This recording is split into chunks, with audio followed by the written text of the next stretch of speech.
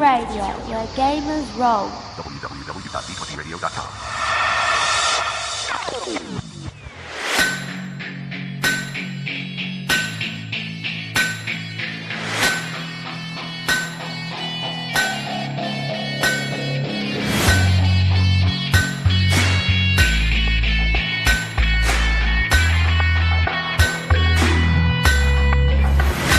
Welcome to The Forge. Hello, Gamer Nation, and welcome to The Forge, a Genesys RPG podcast covering everything that you need to know about the latest and greatest from Fantasy Flight Games, Genesys Foundry, and the Genesys Role Playing Game. I'm your host, GM Hooly, and we have a great show for you tonight to cover a whole heap of topics, including an interview with fan favourite Sterling Hershey about his adventure/mini-campaign power play. But first, hailing from the wilds of Texas, a place where tornadoes are real and a very dangerous thing, and he mocks me in my country about how deadly things are. Okay, so we have fire tornadoes. But anyway, it's GM Chris. How are you, Chris? I'm good. Yeah, your country is still stupid. You have venomous mammals. Yes, we do. You have a venomous mammal in your country. We do. Yeah, that trumps tornadoes, bub. Like, the platypus is a wonderful, wonderful thing, but yes, he's got this deadly little barb that'll kill you. But anyway, well, it may not kill you, but it's certainly nasty. But anyway, all good, very good. So, you ready for tonight's show, Chris?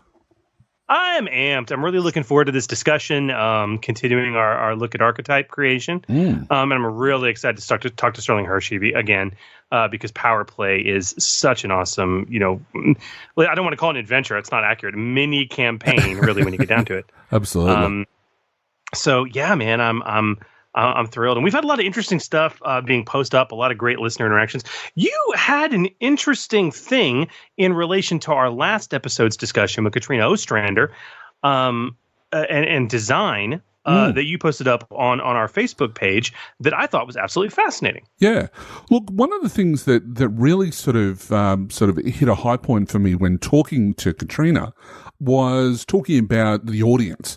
And the products that people are producing for the Foundry, that, your audience isn't always just your average everyday Joe. There are obviously people who are out there with special needs, that, whether it be, sight impaired or people with dyslexia, which is something which is really, really important for me because my son, Ethan, he has dyslexia as well. So that's sort of knowing that there are methodologies out there that you can supplement into your documents to help with that. And there were 7 graphics that I managed to find online that we've posted up on our Facebook, as well as I'll be getting that up on Twitter as well.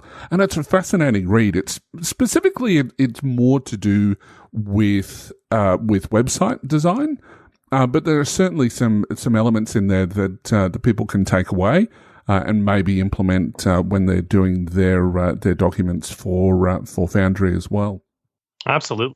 Yeah, the other thing that I found out, which I didn't know, and it's something for anybody who is doing their own podcasting, is that YouTube, because we automatically go over to YouTube with our podcasts, is that you can do closed captioning.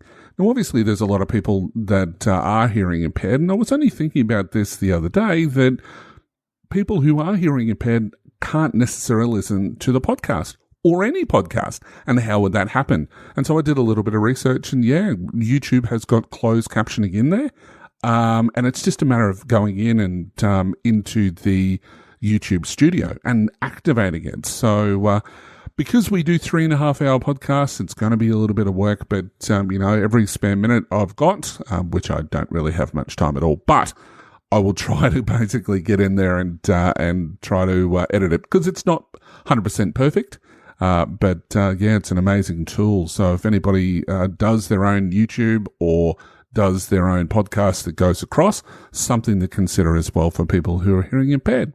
which again talks about the audience. So yeah, very, very important. It's a really cool resource. That's awesome. So good to know. Good to know. Absolutely. Well, speaking of cool resources, Hooly, should we maybe talk about what's new on the Foundry? I think that would be a really good idea, and to take a look at some new and interesting products. So it's time for Stoking the Fire. Stoking the Fire. And welcome to Stoking the Fire, a segment dedicated to letting you know all there is to know about the releases from the Genesys Foundry and the Genesys Role Playing Game. But first, Chris, would you like to tell us about the D20 Radio Podcast of the Week? Oh, boy, would I. Okay, Gamer Nation, if you like tall tales, fun, actual play, and a veritable plethora of discussion about role-playing in general, then the Story Told RPG podcast is the podcast for you. It covers a range of systems and settings. The Story Told is unique compared with more specific system-focused shows.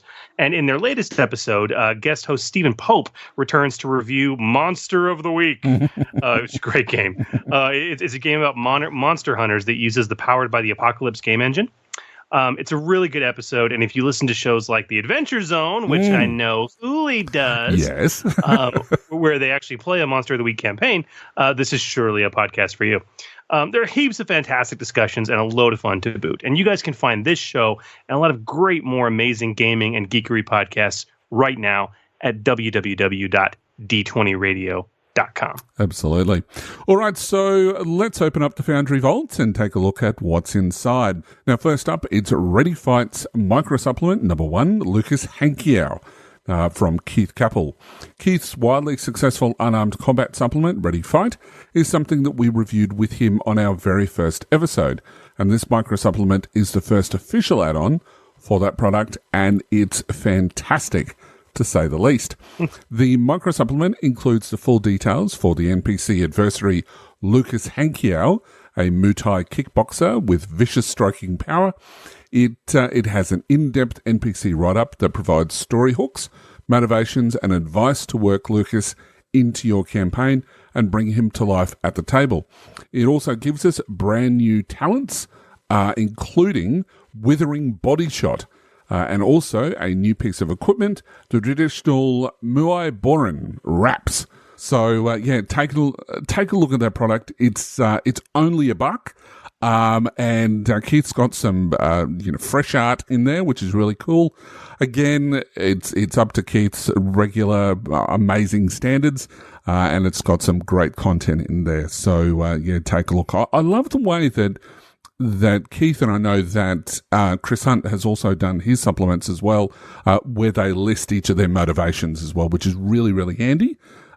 So yeah, give that a look, definitely. And as I said, it's only $1. I gotta call out the brilliance of the Muay Boren wraps. I don't want to get into the details of them because folks can buy the supplement and read. But I love the concept, and I want to see more of it, of armor that doesn't actually give you any armor. Yes. Like the Muay Boren wraps, they're fist wraps. They don't give you any soak bump. They don't give you any defense, but they do give you several additional combative benefits for wearing them. But they still count as armor. You can only wear one, piece of armor. Yep. So, yeah, absolutely love it. It's good stuff. It's good stuff. Very cool. And what else, Chris? Well, okay. Next up, we had another new adventure for Realms of Terranoth. About time. Not familiar with this company and author, so I'm intrigued to take a look at it. Slaves to Fate by Jason Duff and of Earl of Fife Games. It was what appears to be a modular adventure for Terranoth, or quite frankly, any other dark fantasy campaign. Meant as a prelude for a Winter Apocalypse campaign. I'm not familiar with Winter Apocalypse, if that's maybe another adventure seed they've published. But it says it can also be used as a one-shot if desired. It's a 20 pages long, includes a modular adventure that can be set in Terranoth or any other dark fantasy setting. A brand new species is also included in it, the Doppelganger, which has 10 subspecies for it. Got to take a look at that. Yep. 6 new monsters and new mechanics for both corruption and apparently starvation. And I can tell you, just from briefly glancing through it, some absolutely beautiful original fantasy artwork. Yeah. It looks very interesting. And what's also interesting is the price, which is only $2.99. Yeah, definitely. Yeah, the artwork is amazing. It's really good that the people are obviously, spending a little bit of money because they've kind of seen how things are going in the Foundry, and investing a little bit in it. And as we pointed out in one of our previous episodes as well, there is a lot of free art out there. You've just got to make sure that you are searching in the right places, and that you are giving credit where it's actually required.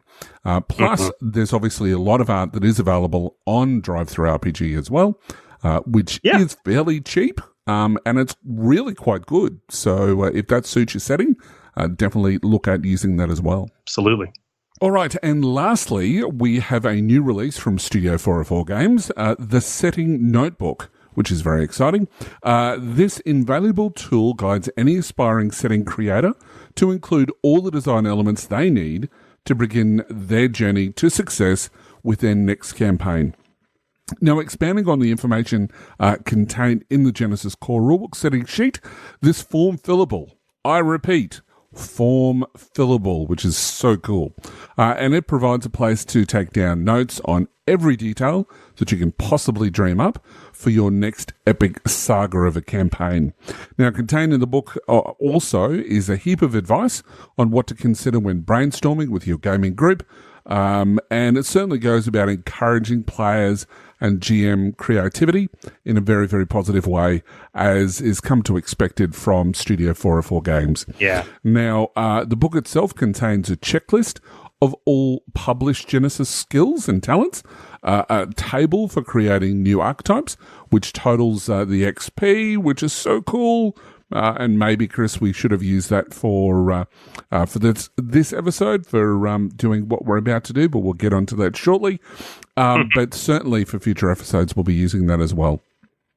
And it also has space to create new skills, talents, and even equipment. Now, aside from the artwork, which is so cool, very, very retro, I love it, I cannot recommend this product enough, based purely on that form fillability, if that's a word, and the auto calculations that the Forms does, which is amazing. And thanks, guys, for that. So race out, guys, and get it. It's fantastic. The team at Studio 404 have outdone themselves as far as I'm concerned with this product. And I really hope they continue with this series of tools for players and GMs to make their games that much easier to manage and enjoy. And it's only $2.95, which is less than a cup of coffee. So go and get it right now. Yeah. All right, so you can find those products and many more great Genesys Foundry content over at drivethrurpg.com by simply searching using the words Genesys Foundry. And of course, it is a new month, so a quick reminder to all you listeners to email FFG for a request on the Foundry Spotlight. FFG announced in the previous month a new article series called The Foundry Spotlight, which will focus on one piece of Foundry content nominated by you, the readers. Now, we know that the figures have been tallied and at FFG are now furiously working on their first article. However, there are many more opportunities to help promote your product or those products that you've loved by such names as John Dunn, Sterling Hershey, Chris Hunt, Keith Capel, Darren West, and Scott Sumwalt, all of whom have been on the show and do have content which is readily available. Yeah. And guys, as we've mentioned, this is a great opportunity for all the authors to help sell their products and for you to encourage them to keep producing products. So be sure to send an email to Foundry Spotlight at fantasyflightgames.com and tell them what Foundry product you want them to spotlight. Then all you have to do is put the name of the product you want to vote for in the email subject line and include a brief 1 to 2 sentence reason why you want FFG to review that particular product. And again, shameless self-promotion time. I would love it if you guys who are fans of my familiar setting sent in a request for it. Absolutely. Yeah. Look, as I said previously, it's a great setting. And hey, look, in the not too distant future, we'll be placing Chris himself in the hot seat to talk about his setting in Breaking the Mold. So look forward to that as well. Wow. All right. Speaking of segments, Hooly, I have a hankering for some rules discussions. What say you, sir? It sounds like it's time for some die casting. Die casting. So the Forge podcast is all about bringing new creations to the table, and the Genesys RPG provides us all with a powerful set of tools to do so, specifically through skills and talents. The diecasting segment is about closely examining individual skills and talents and how they relate to the creations you craft. Last episode, we dove headlong into the One with Nature talent, where we explored the lessons we can learn from taking elements from other talents to create new ones. But tonight, we're going to discuss a skill that we discussed briefly in the last episode when talking strain recovery, a skill that is rarely used in this system and one that has many uses in any setting if you get creative. Yep. And this skill we're speaking of is discipline. Now, this skill gets a lot of love in Star Wars due to its strong connection to Force-related abilities. But other than strain recovery, as Chris mentioned, it doesn't get a lot of love, which in my humble opinion is a very common mistake. So let's talk about the basics. What actually is discipline? Well, discipline, the skill, is obviously governed by the willpower characteristic. And its full write-up can be found in the core rulebook, page 60. Yep. And basically, discipline is your character's ability to focus their mind, to quiet their thoughts. It represents them maintaining self-mastery and focus specifically. Your character also uses discipline to overcome fear or terror, or to stay calm. In addition, discipline represents your character's mental fortitude to resist threats or coercion, or to disobey orders. It's also recommended the skill be used in every setting. Whereas some skills say only for very specific setting types. You can use this in every setting possible. Absolutely. Now, it also gives some examples of what it can be used for and what it's not used for. Now, we're not going to go through all of those because, if you've got the core rulebook, and if you don't, please go out and get it and then come back and listen to us. We'll wait. But basically what it is the things that it shouldn't be used for. Things like you've got to try to keep your composure in a social setting. And we'll expand a little bit more in relation to what discipline can be used for in social settings in a tick.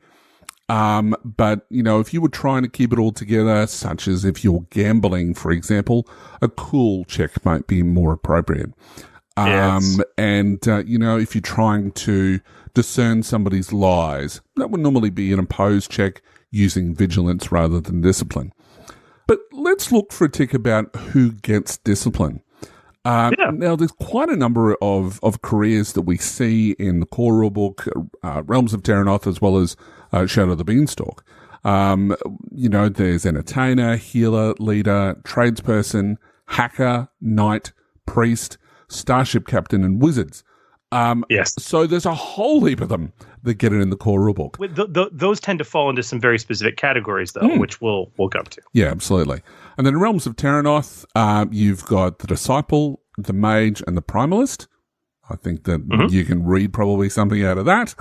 And Shadow of the Beanstalk, it's the Academic and the Bounty Hunter, which was something that I found a little bit odd, was that the Bounty Hunter had it. But we'll get onto that, I'm sure. I don't find that odd at all. Okay, explain, because it threw me a little bit. So why do you think that the Bounty Hunter got discipline instead? Because of the first two most common uses for discipline in the rules as written in the raw. And honestly, and we'll get to this, but discipline is it's like the mental version of resilience. Okay. Meaning that it's a very defensive skill. Yep. And honestly, what you will find most often outside of a couple of things like strain recovery that we'll come to, is that a high pool in discipline isn't great because you're rolling a lot of discipline checks. It's great because that pool sets the difficulty for an opposed check that's targeting you. And, specifically per the raw, coercion and leadership both target discipline as an opposed check. And those are two things that a bounty hunter will often have to sort of compete against. Coercion, definitely, and even leadership, that classic bounty hunter ability to buck orders, is very important. So for that, it made total sense for the bounty hunter for me. And then the second most important aspect per raw for using discipline is actually an active check, which is, of course, to recover strain at the end of the encounter. Yep, absolutely. Okay, so we know how it should be used according to Raw, or what the definition of discipline is. We know who gets it. But according to Raw, how is discipline normally used? So let's look at, firstly, as you've said, Chris, so we've got recovering strain. That is probably the thing that it gets used the most of, unless you've got some of those fantastic talents that we dove into in the last episode, as well as obviously one with nature as well. You were using it in fear checks. So anytime that you're forced to make a fear check, normally it's going to be dependent on how fearful something is, or it may be opposed by coercion. That's what you'd be using discipline for. It's also what, and you touched base on this before, Chris, was when you're targeted with your coercion or a leadership social skill check. So if somebody is telling you what to do, or if somebody's trying to intimidate you, obviously how well you're going to do that is going to be about your mental discipline. That's obviously where discipline comes into play. Mm-hmm. Honestly, in a lot of my games, another, how you use discipline in the rules is written that another method that's commonly rolled by my players, not as much strain recovery, but fairly often, is of course fear checks, which if you're using fear checks properly, is a majorly important thing, and that's where discipline can really come into play regularly. Yeah. Additionally, I think it's also worth noting there are some species abilities that are kind of resolved using a discipline checks to control them. Specifically, I know there's the mongrel, which they use a discipline check to actually control their change ability. Yep. And I think there's another species. I think it's in one of the core settings, isn't it? Yep, that's right. So it's the psionic, which is from the Twilight Imperium section in their setting. And it has 3 separate abilities, which uses discipline to power them. So they've kind of, I guess, used a little bit of what they've learned from force-related powers, that those specific abilities work against discipline versus discipline, discipline versus vigilance, and discipline versus resilience as well. So that's, again, it's talking about that mental discipline to be able to achieve something. So, very cool there.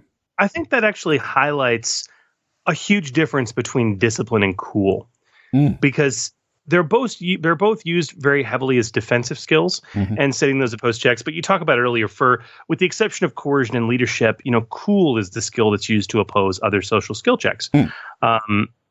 Or at least most of them. And cool is about an innate ability to shrug off stress or stressful situations. It's about just being totally cool. Discipline is mental fortitude in a practiced and regimented way. Which also explains very heavily why it relates to those archetype abilities that we just mentioned. Yeah. You've also got to look at what the attribute that each of those skills is traditionally linked to. So discipline is willpower. Yes. But cool, it's presence. Yes. So, you've really got to look at, as far as the definition goes, what is it about that, and look at the definition of presence and how it's used. To give you an idea of whether you should be using either of those two things, because there are some instances. An example that I was thinking about earlier today was if you're standing in the middle of a courtyard, standing at attention. If there was something and the speech went on for hours and hours and hours, and you're part of a military organization. Would it be cool? Would it be discipline? I would suggest that, to avoid falling over, which I've seen many people do in the past, is that it would be more of a discipline, because it's not, unless if you're, if you were doing it as a skill challenge or something like that, Why you'd be doing it for this sort of thing, I'm not quite sure, but there may be a very good reason. But, if you were out in the hot sun, then maybe it might be a resilience check. But it may also be just a case of a discipline to stay focused, because, it is something that requires a certain level of concentration just to stand out there and it's still in the one spot. So, And to fully stay focused, yeah. Yeah. But it's one of those things. This goes back to that root of what discipline is. It is a defensive or protective skill for your mind. And that is also heavily reflected in a handful of talents that we can actually find in the system as well, that kind of break the traditional mold for the skills they use and target discipline as the opposed skill. So you've got like counteroffer, which is a tier 2 talent. And this is just from the core rulebook. Can't we talk about this, which is a tier 4 talent, and ruinous repartee, which is great, for a tier 5 talent. The counteroffer is negotiation versus discipline. Can't we talk about this is charm and deception versus discipline, and ruinous repartee is charm or coercion versus discipline. Yeah. And typically in the normal usage of those skills, like charm, deception, negotiation, they all are opposed by cool. Yeah. Except negotiation can also be opposed by negotiation. But so it's interesting to see when you talk about these more heavy-handed uses of those typically cool opposed skills in the form of those talents, they're not opposed by cool in terms of the use of the talent. They're opposed by discipline. Yeah. So absolutely. It's very interesting, yes. Something that, which sort of, I didn't realize until I started to do a little bit more research into it, but curses uses discipline to resist it. So, it's that certainly if magic is playing a big part, discipline can be a very, very important skill to have. Yeah, absolutely. And again, it goes back to that resistance skill that it is. But yeah, curse magic is used, against discipline, absolutely. And the other thing that it can also be used for as well, which is easy to skip past, is the fire discipline action when it comes to additional vehicle actions. Discipline is one of the skills that you can use to gain an advantage in vehicle combat when it comes to fire discipline. So, yeah. Yeah, and fire discipline is a very excellent action that's often overlooked. And something I know we're going to talk about eventually. But it's very cool. Yep. So, Hooly, we talked about all these raw uses, the rules as written uses for discipline, and there's a lot of varied kind of things. Can we summarize these into just a few key takeaway points to remember for discipline? Just a handful of key things to remember about this skill and why it's important. Absolutely. Well, I think that really just there's 3 points. So it's the main non-social skill for, where, as you said, it's a defensive social skill for coercion and leadership. And it's used during negotiations to perhaps get the read off other people as well. So it's kind of handy. So even though that it's not a social skill as such, in inverted commas, it is something that does get a lot of use or can get a lot of use in social encounters. Strain recovery is probably the main one that sees the most use, as we keep on repeating.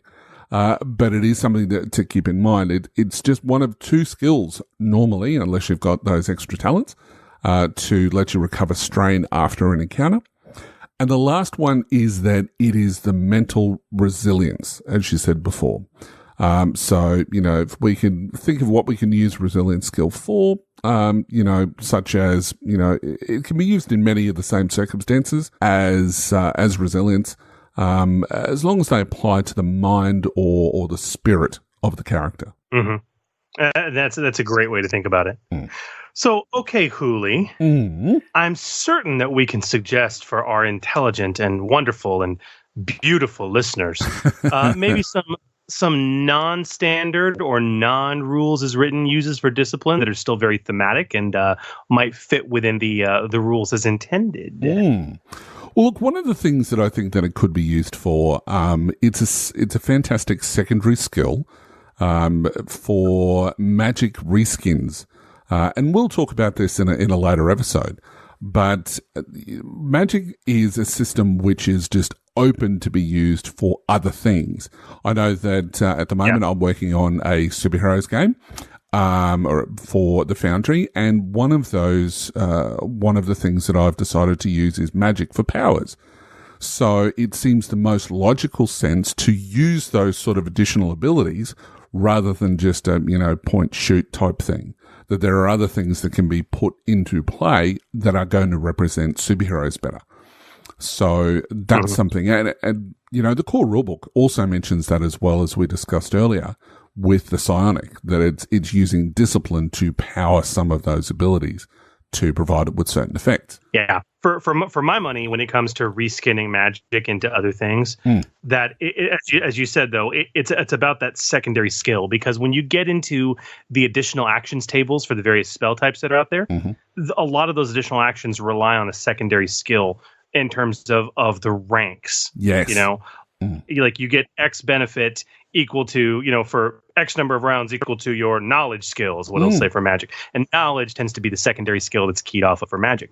But for a lot of appropriate thematic reskins, and psionics is a great example, discipline makes perfect sense as a skill to replace knowledge for that secondary skill that drives a lot of the additional action abilities in those tables. Yeah, true. Very, very true. Now, when it comes to, the mind challenge, I guess, when it comes to, psychic versus psychic, Professor X versus whoever, that mental combat. Even magical combat. Yeah, true. Like the mind challenge. I think have you ever seen Conan the Destroyer? I have. Okay. All right, and dude. So my favorite character in the Conan movies, is the guy Mako played, Akiro the Wizard. Yes. And there's that scene, like in the first or second act of the film, where they're in that cave and Akiro has the mind battle with the other wizard, and they're just staring at each other and just grunting.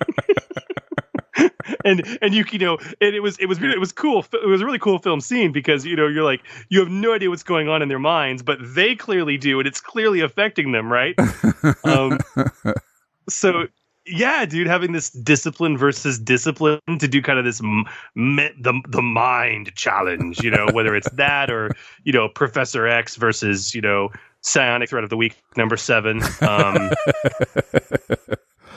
Look, another way that it could be used in a similar sort of vein when it comes to mental combat as well is particular traps or particular magical effects that, you might have to control to allow something to happen. So the thing which comes to mind for me would be some sort of a magical trap that can be controlled using discipline, for example, that must be held at bay to allow the other party members to escape, things like that. So again, it's a mental discipline thing to hold that thing at bay. Dude, one of the more creative uses I've ever seen in an adventure for discipline was a game I actually saw being run at Gamer Nation Con, and it was a fantasy game. And the adventuring party was in a situation where they were having a big fight with a bunch of goblins, but they were in the bowels of a dungeon that was created by this ancient wizard, and he had created this huge golem, this giant metal behemoth of a golem that was in the middle of the room where this fight was taking place. And literally somebody could concentrate their willpower at the golem and control it, it would take an action to make a discipline check. And if they succeeded at a certain base difficulty, they could actually then immediately, the golem would get a free maneuver and an action that the PC dictated, right? Right. And then as the Goblin Chieftain came into play, it became this contest of discipline between the two to control the golem.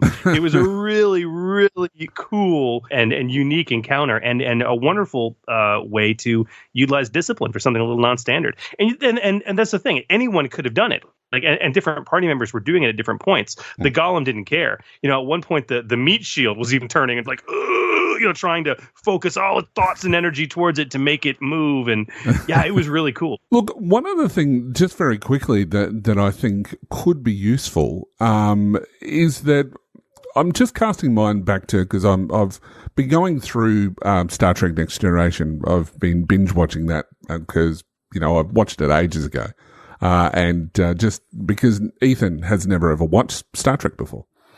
And there was an episode that had Data in it, and he had challenged this master computer games geek, for want of a better term, to this challenge of Stratagema, I think it was. Stratagema, yes. And as soon as he it was basically over in all of about 30 seconds, and he decided to change things up a little bit. And I think that there's something there that if you wanted to change your tactics a little bit, that decided that, a discipline may be a better option rather than sort of a knowledge skill to of a particular game or particular law or whatever it is that is part of your system, of using discipline to try to best that, because it's using willpower, it's using like their wisdom of it to hold them at bay, to keep them in like a stalemate fashion. And that's where he sort of lost it and said, right, well, I'm out, because Data had only decided that rather than try to beat him, he was just going to keep this stalemate going. So maybe discipline can be used in as an opposed check that way, to change your strategy up a little bit. You have made a mockery of me. Yes. I remember that episode a little too well. Apparently. And that dude with the crazy like triple jowls on each cheek, yeah. Looks like he got hit with the face melting ray. Oh dear. He was also the same actor. Side issue altogether. He was the same actor that was in Total Recall that said to take the pill. Yeah. Yeah. You're going to be lobotomized. But anyway. You'll be lobotomized. Yeah. Anyway, that's off topic. Okay, so speaking of Total Recall and lobotomization, yes. Another non-standard or non-raw use for discipline is actually overcoming physical fatigue or trauma in certain circumstances. Again, it's very much non-rules as written, but it kind of represents that whole idea of discipline being used to accomplish those feats of mind over matter. Where, when we talked about resilience, a few episodes back, and, we talked about how you can use resilience to overcome things like forced marches or sleep deprivation, nausea. Those are all things that I think I could successfully convince my GM, maybe with a little bit harder check, that I think I could tackle that with my discipline. You know what I mean? That I'm mentally strong enough to overcome these things and do kind of a mind over matter situation. You can even do when it comes to like going through a forest where it's not necessarily, hard work to go through. It's just mentally taxing to go, oh my God, there's another tree, and even I guess to a certain extent, if you're in the desert as well and you're well prepared for desert travel. But the fact that it's just ongoing and it's just never-ending sand dunes, that maybe it might be a little bit more about the discipline, as you say, is a harder check. Also handy when it comes to skill challenges as well, if you're running skill challenges where you can't use the same skill twice. If you're really strapped for a way that or what sort of skill that you can use, discipline may be one of those ones that might come into play as well in that sort of circumstance. And it could be a primary depending on the challenge and for some unusual and unexpected things. You talk about, that idea of oh my gosh, how am I going to get through this mentally? Can you imagine? It's like the party has to gather information at a noble's ball. and they have to put up with, and they don't want to appear rude and they don't want to get kicked out because they need to be there, but they have to put up with droning conversation of like, oh my God, it's like, I need a discipline check. Yeah, totally valid. I'm just automatically thinking that, maybe they have to go and speak to a professor who was giving lectures at the university, and they need to talk to him about this occult book that they've discovered. and they have to sit through, because he's obviously has to run his lesson, and so they have to sit through at the back of the class waiting for him to be able to be spoken to, and they have to, as part of a pre-social skill, to see how he reacts to them, and whether he's willing to help, that they have to try to stay awake. So they each have to make a discipline check to to stay awake during the long drawl of a conversation that he's having, because he speaks everything in monotones. So he keeps talking in one long unbroken sentence, and it's really quite hypnotic. What movie is that from? That's Next Generation, man. Oh, is it? Yeah, you just haven't gotten there yet. Right. In the same sort of lines, I guess, as well, is when you're talking about, again, going back to skill challenges, because I love using skill challenges in my games, is that if you know that you have to go through countless books searching for stuff, the first point of call is obviously going to be a knowledge check. But that's not necessarily always going to be the case. If you've got characters and they know what they're looking for, that they've got the smarts to know, and you just want to make it a little bit challenging for them, you can look at discipline, which is, intense study. So maybe it's just the one book and they have to go through this one book to try to find that one sentence. It's like going through an RPG book sometimes when when you're looking for a specific rule because they haven't done their layout properly. Listen to the last episode. That maybe they need to make a discipline check rather than the knowledge or even resilience. Because it's that whole discipline of mental fortitude, right, to be able to go through those countless books searching for this thing. So yeah, great suggestion. Well, this has been a really good talk. I feel like discipline is a little underutilized. I think with a little creativity, I think players can suggest uses for it a lot more readily. And I think GMs out there should be searching for ways to use it more and be more accepting of it, because the idea of a skill for mental fortitude is pretty holistic and honestly pretty standard to just about any setting you can imagine. Yep. So definitely go and look for ways. Write down in your little GM book about different ways that you can be using discipline in your games, because it's not just about those three things that we've mentioned. It can be for a host of things. Just look outside the box a little bit. So yeah. Yeah. But good discussion. Well, listen, Gamer Nation, if you guys have any particular skills or talents that you would like us to discuss on the die casting segment, let us know. Head to social media and tell us, and we'll tell you how to do that later in the episode. Or, of course, email us, forgegenesis@d20radio.com. Indeed. So, Hooly, I think it's time that we move along, pump the bellows, and heat things up as we open up the furnace. All right. The Furnace. And welcome to The Furnace, the segment where we take a deep dive into a topic concerning custom creations using the Genesys Role Playing Game. And when it comes to creating your own setting or world in Genesys, or even expanding upon an existing setting, one of the very first things that often comes to mind for GMs and certainly for players is archetypes and species. That's right. Whether it's specialized humans, archetypes, who embody classic tropes, or genuine species of diverse appearance and ability who populate your sci-fi and fantasy settings.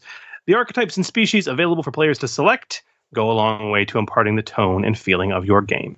Now, back in episode 4, we began the first of a series on this topic of archetype and species creation, focusing on overall rules for species crafting, which was actually the bulk of that furnace section. But then we honed into some serious details on species archetypes, on species and archetypes with a high bronze score.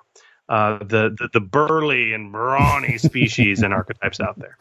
And in that discussion, which we strongly encourage you to go back and listen to if you haven't already, we use the details of the species creation mechanics to hone in on the best practices, the tips and tricks for developing the custom created brawn focused archetypes. But tonight we're going to pump the bellows again to focus instead on a very different species set. Those that focus on willpower. Strong-willed, mentally tough. high willpower species work best for some common, very specific concepts.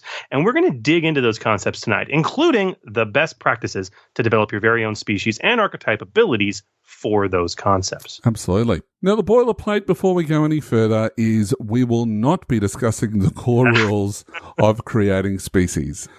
Please go take a listen to episode 4, as I mentioned before, where we basically have covered all of that in the first half of that furnace segment. There's no use repeating it, and we're going to proceed assuming that you know what we're talking about.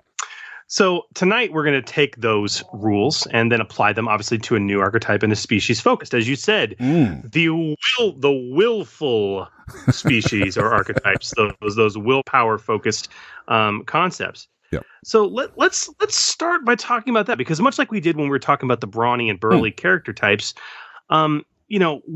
when you're designing an archetype or a species that has this kind of a focus, there's typically certain concepts that you're trying to achieve or that you want that species or archetype to be, ideally suited for. And, I think when it comes to willpower specifically, I think there's some really interesting and common tropes that apply and character concepts.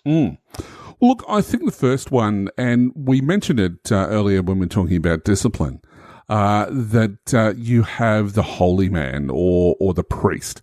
So the people who are talking, they're using the discipline and using the divine to, as their core focus.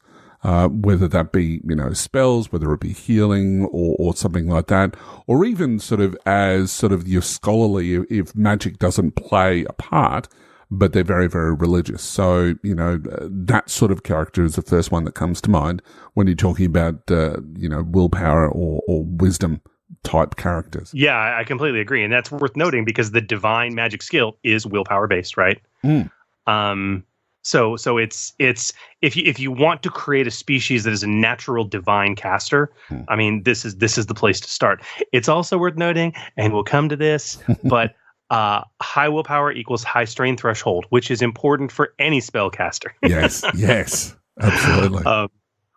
Now the other, the next sort of character concept that I think the willful archetype really embodies is the idea of the social combatant, or to borrow some Star Wars terminology, the propagandist. Yes. Where specifically willpower is associated, of course, as we said, to discipline, but also from a social skills standpoint, coercion is a willpower-based skill. And so if you're a social combatant who is really focused on social combat and threats and coercion with discipline as a defensive skill when you're in those social combats as well, it's a great concept. It's also worth noting that, again, high strength threshold, which you can get with a high willpower, is also very amenable and beneficial to a propagandist or socially combative character as well. Because when you take those hits, they're going to strain. Yeah. And I mean, just on a side note to that, one thing that I've seen happen, I don't know how many times in games that I've run, is that your burly characters or your the people who like your bounty hunters and things like that, that's what sort of made it a little bit foreign to me when I saw that there, was when you're looking at your stats like coercion, because it's linked to willpower. It's amazing how many burly type characters or how many people who are really into the whole standover tactics have used willpower as a bit of a dump stat. And they've looked for species with that dump stat, and then suddenly they get frustrated because they've got a few ranks in coercion but realize that they have a willpower of a 1. That's something to keep in mind, that if you are going to be using coercion as a tactic, you need to be looking at either willpower-based characters, or at least characters that have archetypes and species, that have at least 2 in willpower, so that it can power that coercion a little bit better. Another type that I think fits nicely into it is, to put it into Western terms, I guess, is the quick draw, who lives and dies by vigilance. Again, vigilance is something which uses willpower. Yeah, and this is a really unusual concept, but you don't think about this for a willful character type. But this quick draw, and it just comes down to one skill, or maybe two. Vigilance being the most common. But yeah, vigilance is obviously willpower based. Yep. And so that quick reactor is someone and I've seen character concepts where it's like that's what they're focused on. They're focused on being the hyper vigilant weirdo who always acts first and makes sure that the party has a 5 success, 5 advantage at the top of the initiative count every single combat, right? Right. It's also worth noting for this type of character, and especially if you are in like a Western setting. Which is a great callback there to the quick draw. And when we talked about discipline and uses of discipline and that sort of contest of wills that could be going on, I'm sorry, but a gunfight, like a true pistols at noon kind of gunfight in the street could very much be represented if you're doing it from a skills challenge standpoint, especially starting off with a contest of wills where it's discipline versus discipline of the two gunfighters. So discipline could also come into play for the quick draw build as well. It's worth noting. Absolutely. Look, the other one as well, which comes to mind, which kind of is a bit of the holy man that we mentioned before, is the scholar. Now, I know that the first idea when it comes to a scholarly person would be intellect, and that might very well be the case. But we're talking about someone who is wise and someone who does have a lot of mental fortitude. So if you're using a setting like Ready Fight, for example, that you might have your old wise master who has a high willpower, because they're the ones that can make themselves walk on water or whatever else. That things like that. I don't know if I hear what you're going for. Maybe instead of scholar, because that is definitely more an academic. It's like the idea of like the wise master. Yes. Right. Yeah. Sensei. Right. That's exactly what I'm going for. So yeah. It's brilliant. Yeah. I absolutely love it. Absolutely love it. So, okay, these are some really good, character concepts that a willful archetype can embody. Let's talk about some considerations when building.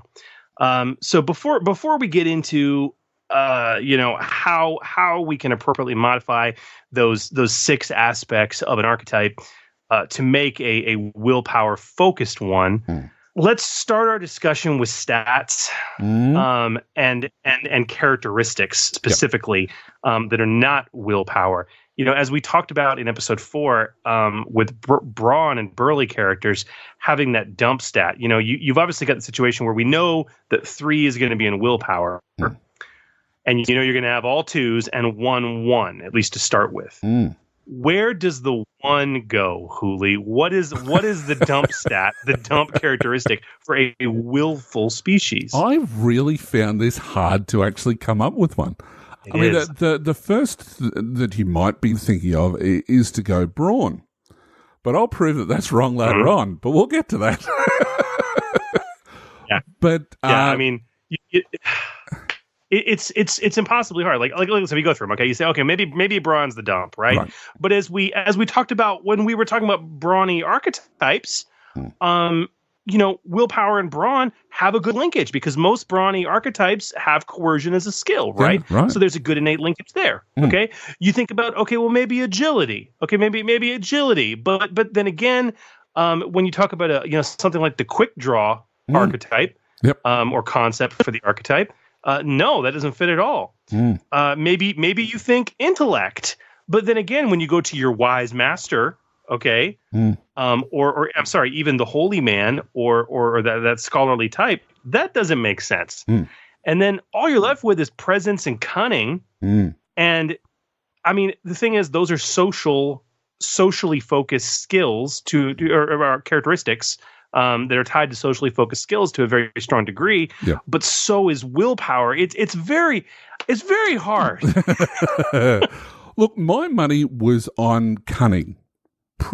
And sort of hear me out for this, and this is my reasoning, is that willpower is very much about being methodical, about being, rather than being very more wise. But then again, the problem is you've got vigilance, I guess, because it's all about being quick and noticing those things at the last minute. But I think that cunning for me is probably the dump stat that I would be using if I was doing something in that sort of vein. But realistically, it can be any. And this is the point that I think that we're trying to make, is that if you're designing it, you've got to pick one of them, and it's going to be dependent on what your theme is. Exactly. If we go back to the 4 that we chose before, the Holy Man, you might be looking at cunning. You wouldn't be looking at presence because they have to obviously be being able to give sermons and things like that. So, maybe it might be cunning. It might be agility because they're not very sort of, out and about, jumping between trees or whatever else. Your social combat wouldn't be looking at any of your social combatant, should I say, shouldn't be looking at any of their social skills as being dump stats. So maybe it should be looking at like your brawn or your agility. Quick draw is all about agility, so you would be looking at that, and certainly more about your combat. So maybe you might be looking at your presence as your dump stat for that. The other thing from your point is when you talk about cunning, I couldn't even settle on cunning because I see vigilance and perception as 2 skills that are, for certain concepts, integrally linked, right? That person who's the scout, and that's another concept that is another face of the quick draw, which is the scout, that person who's constantly there to react and sense danger. But if you're going for that kind of concept and that kind of trope, perception is also crucial. So you don't want cunning to be a dump stat either, right? So your point is 100% valid and very well taken. Unlike our discussion with Burley archetypes, where we had some very obvious dump stats we could point to, here you really have to tailor the dump stat to the concept that you want the archetype that you're creating to represent. Yep, absolutely. Indeed. So we've looked at the dump stat. That's a pretty important part. So now let's look at the old strain threshold folly that we mentioned in the previous episode. So let's quickly touch base on that as to what that is. Previous episode, we talked about the wound threshold folly. Yes, that is true. So now we've got the strain threshold folly. So if you have someone who has a high willpower is directly attached to your strain threshold. So the higher you go with your strain threshold, it's going to directly impact. So if you've got 3 in your willpower and then you have a strain threshold of 12, you're instantly getting 15 without even thinking about it. Cool. Which is a lot. Great if you're a spellcaster, that's for sure. Those divine characters, they kick some serious butt. It's as simple as that. That's the only issue that you've really got to concern yourself with. And so when you're looking at the costs of strain, with this particular cost to increase your strain threshold, maybe it may be worth more to take it up that additional point. So something to consider there because it's directly associated with willpower. Potentially. Potentially. That would be a break from the recommended things, but it's just be careful. I think it matters more for your free skill rank. Yes. In terms of overcosting it. Mm-hmm. But yeah, the strain threshold folly, again, keep that in mind. You, as Hooly said, right? Before you say, "Wow, they're a willful species, so they should have more than 10 plus willpower." If you increase willpower naturally, it's going to be higher anyways. Just don't do double duty. Okay, but let's talk about the skill usage then. Okay, because obviously as the core special ability for a custom archetype or species, you get a free rank and a skill. And as we talked about back in episode 4, that is costed out, assuming that it's not a really innately natural combo. Right. If it's an innate natural combo, you need to reduce 5 XP from the starting XP total. But obviously, what are those natural combos? I mean, we've talked about them, right? There are, at least from the core and supplement books we have so far, there's 4 willpower skills available? So we've got discipline, we've got coercion, vigilance, and divine, which is obviously your spellcasting skill. So, there are certainly some character concepts that you can throw around those, but you just have to be really, really careful. If you're going to say that they get a free rank in discipline, you're automatically giving them a bump up because of the fact that they're linked in with those willpower skills. Good synergy. So, so that good synergy there, but that does cost, and that's recommended in the rules, that if you're giving them a free skill that does synergize with those abilities, it should be 10 points rather than 5. Yeah. It's assumed that what you're giving them is only going to cost 5 as for free. Yeah. So I don't know. So those are the core. And I mean, when it comes to other skill like free ranks that we can recommend, I think it really comes down to like basically non-willpower skills. Yep. It really, again, and this is going to be, I guess, a recurring theme with this particular willful species. It comes back to the concept. No. Absolutely. So I guess what it boils down to, it's going to, again, as you say, it's going to be all about your theme. So if you've got some things that are outside of those 4, again, if you're going to be using more social, maybe look at having ones that are going to link in with those, link in with discipline, for example, because we've said that discipline in our previous section. We've said that discipline is like a non-social social skill. So maybe look at some of those other ones like charm, like negotiation, leadership, that's going to link in with that. And there are certainly some careers that we see that have obviously cottoned onto that idea as well. The one that comes to mind is the starship captain, for example. Obviously very, very militaristic. So discipline is a big part of that, but leadership is as well, because obviously they have to get up and lead their troops. So, things like that. So, but if you're going for your more, the gunslinger type character, the fast shooter, that's where you should be looking at stuff like, that if you don't want to go down the vigilance part, look at things like perception, look at things like survival, depending on what sort of a character it is. Maybe looking at things like knowledge skills as well. So it's just going to be dependent completely on what your concept is to determine, if you want to step away from using skills that are providing that synergy. Absolutely. Absolutely. So the last area of archetype species custom creation is, of course, the unique abilities, with the special abilities being that free rank in the skill, right? Right.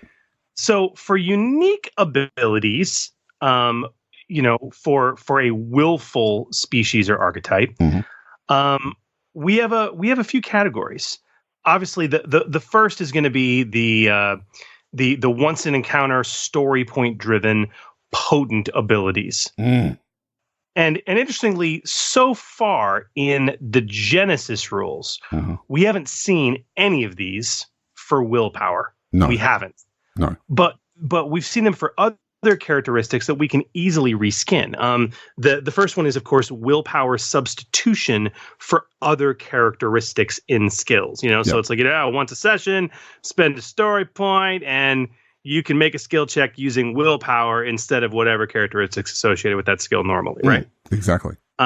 Similarly, you can do the same cost to use willpower to substitute skill ranks in a skill check. And that's kind of like the intellectual who can spend a story point once a session and they substitute their intellect for their ranks in whatever skill that they're using.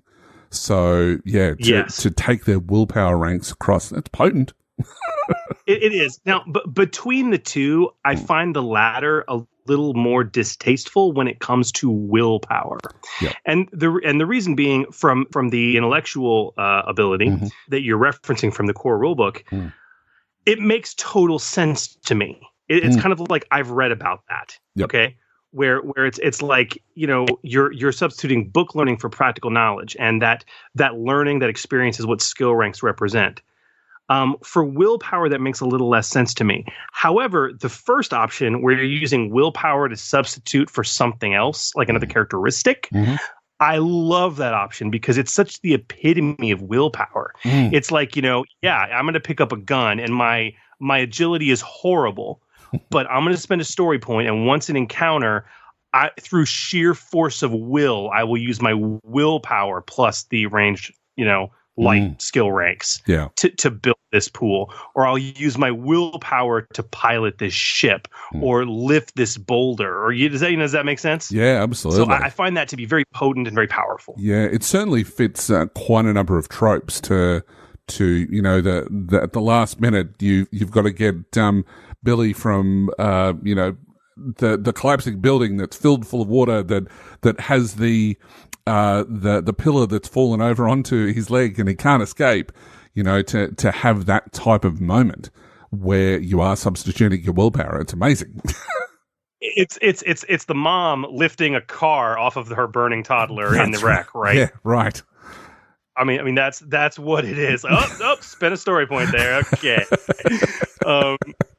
Yes. So we have those options, and the last common option for those once encounter story point driven abilities, and I absolutely love this one. We haven't seen it yet in Genesys, but it is there in Star Wars, and it's beautiful, and we can use it.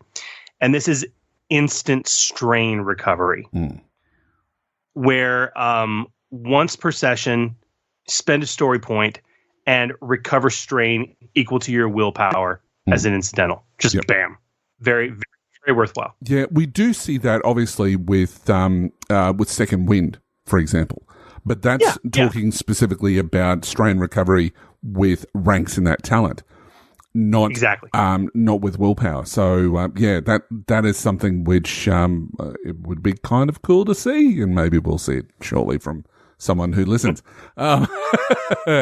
There are also a few less potent abilities as well, which are basically always on.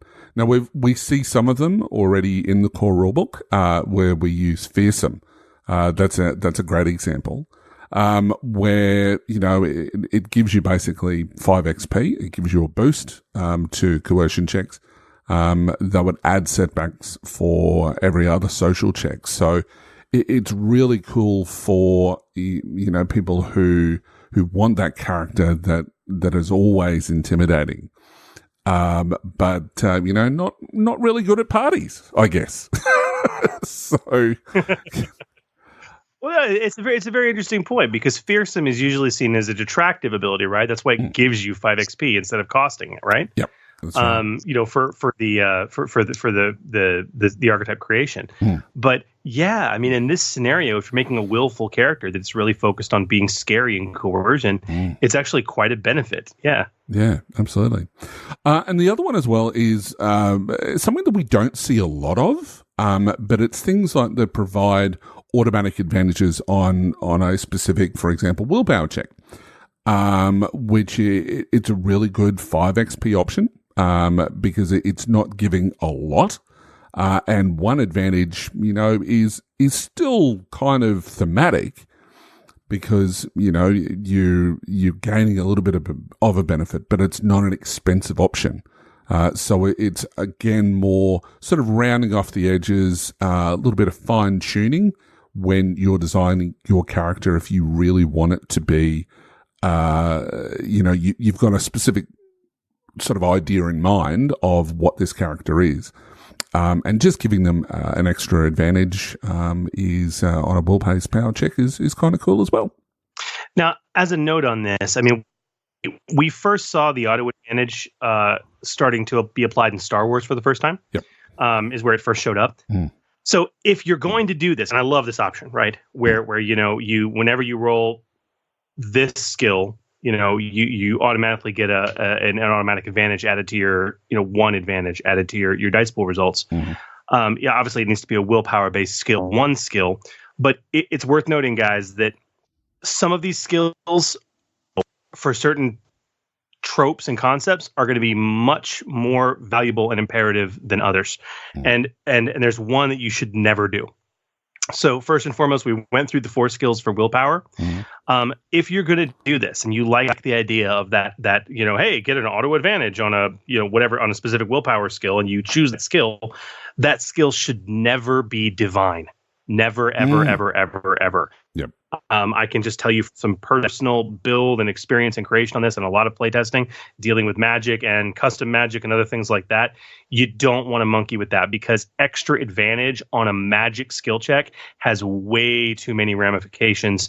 And if you were to say, every time you roll divine, you get an automatic extra advantage, that is seriously overpowered for 5 XP. Now, additionally, I don't think it's overpowered, but it's a lot more versatile and worthwhile than you might think. An extra advantage on coercion is actually quite helpful in social combat every time you roll it. And Hooly, think about this. An extra advantage on vigilance every single time you roll it. What does an extra advantage mean for initiative rolls, man? It's basically, when it comes to a symbol check, which is what you're doing in combat, it's going to give you that little extra advantage when it comes every single time, because it might be that one advantage difference between you and the bad guy, because it's used to tie break when it comes to when people are acting in the round. So yeah, very, very helpful as far as that goes. Something else that I just wanted to touch base on, and it's not a big thing, but it's something to take into consideration as well, is that anytime that you're giving an advantage, that potentially you're also giving an extra point of strain back. Not a big deal when it comes to vigilance, because it's, as has been ruled, it's not actually allowed when you're making those sorts of checks to get you, and even with recovering strain, that it's only successes, it's not the double advantages. Even though that's played differently with different groups, and some groups sort of say that it's 2 advantages, some say that it's advantages equal 1 as normal. But for the most part, and it has been ruled, is that it's successes only. But certainly in other skill checks, that if you're strapped for something to do, you can always get that point of strain. So something to keep in mind as far as strain recovery, giving an extra advantage can sometimes play into that as well. Absolutely. Okay, so we've talked about this, and I think I've got in my head the best lessons for building a willful species. So Gamer Nation, back in episode 4, Hooly and I built a burly species archetype live on the show. We built the Minotaur. Yeah, it was cool. we had a lot of fun doing that. And so we decided to amp things up a little bit for this time around. And I think this will probably be our formula going forward through the rest of our archetype species discussion shows. Where Hooly and I have each taken our own stab individually at creating our own archetype, and that's based on these concepts. And we're gonna go through and share them with you. Yeah. And we very intentionally did this blind, without knowing what the other was going to be doing. I want to go first because yours is so much better than mine. Okay. I like yours, so it's all good. Okay, thank you. I didn't want to go too crazy with mine. I wanted to create something that was a little more of a standard species. A long time ago, I was playing Dungeons and Dragons, a very, very, very long time ago, and it was one of the Splat books, had the concept, I forget what they called the species, but basically it was the opposite of a tiefling. Right. Where instead of having, infernal blood heritage, it was celestial blood heritage. That would be the Aasimar. The Aasimar, that was what it was. Yes. That's how long ago this was. So that's what I was kind of inspired by. I played an Aasimar character for a while, and I absolutely loved it. And so from a fantasy role playing standpoint, I really like that concept, and for me, it really fit for the Willful archetype. So that's what I created. I because I don't want to use the term Aasimar because that's obviously Dungeons and Dragons. Sure. I'm calling it the God touched. That's cool. Or maybe the half celestial. I like God touched. That's cool. I like it. I like God touched too. Yep. So that's the idea. You have celestial blood in your veins, and with that, I wanted to keep this, a simple humanoid concept. So with that, obviously, we have our starting characteristics. Willpower is obviously going to be at a 3. Because of the theme, I put cunning as the 1. Mostly because just from a heritage and natural standpoint, this is just your bloodline is going to make it harder for you to lie and commit skullduggery. That makes sense. That's actually a really good justification for that. That's cool. That was kind of my thought behind it. And of course that leaves brawn, agility, intellect, and presence at it too. Right. Again, I didn't want to go crazy with this. It's kind of like the Aasimar. It's God touched is your great ancestor was a celestial of some type. So I kind of left the wound threshold and strain threshold as they are: 10 plus brawn, 10 plus willpower, standard. Yep. Now, continuing with the theme, I was thinking about the special ability and wanting to know where to put that 1 free rank. Keeping this as close to a standard species as possible, I really wanted to try and keep the starting XP up there. So I didn't want to do anything synergistic, but I wanted to do something thematically appropriate.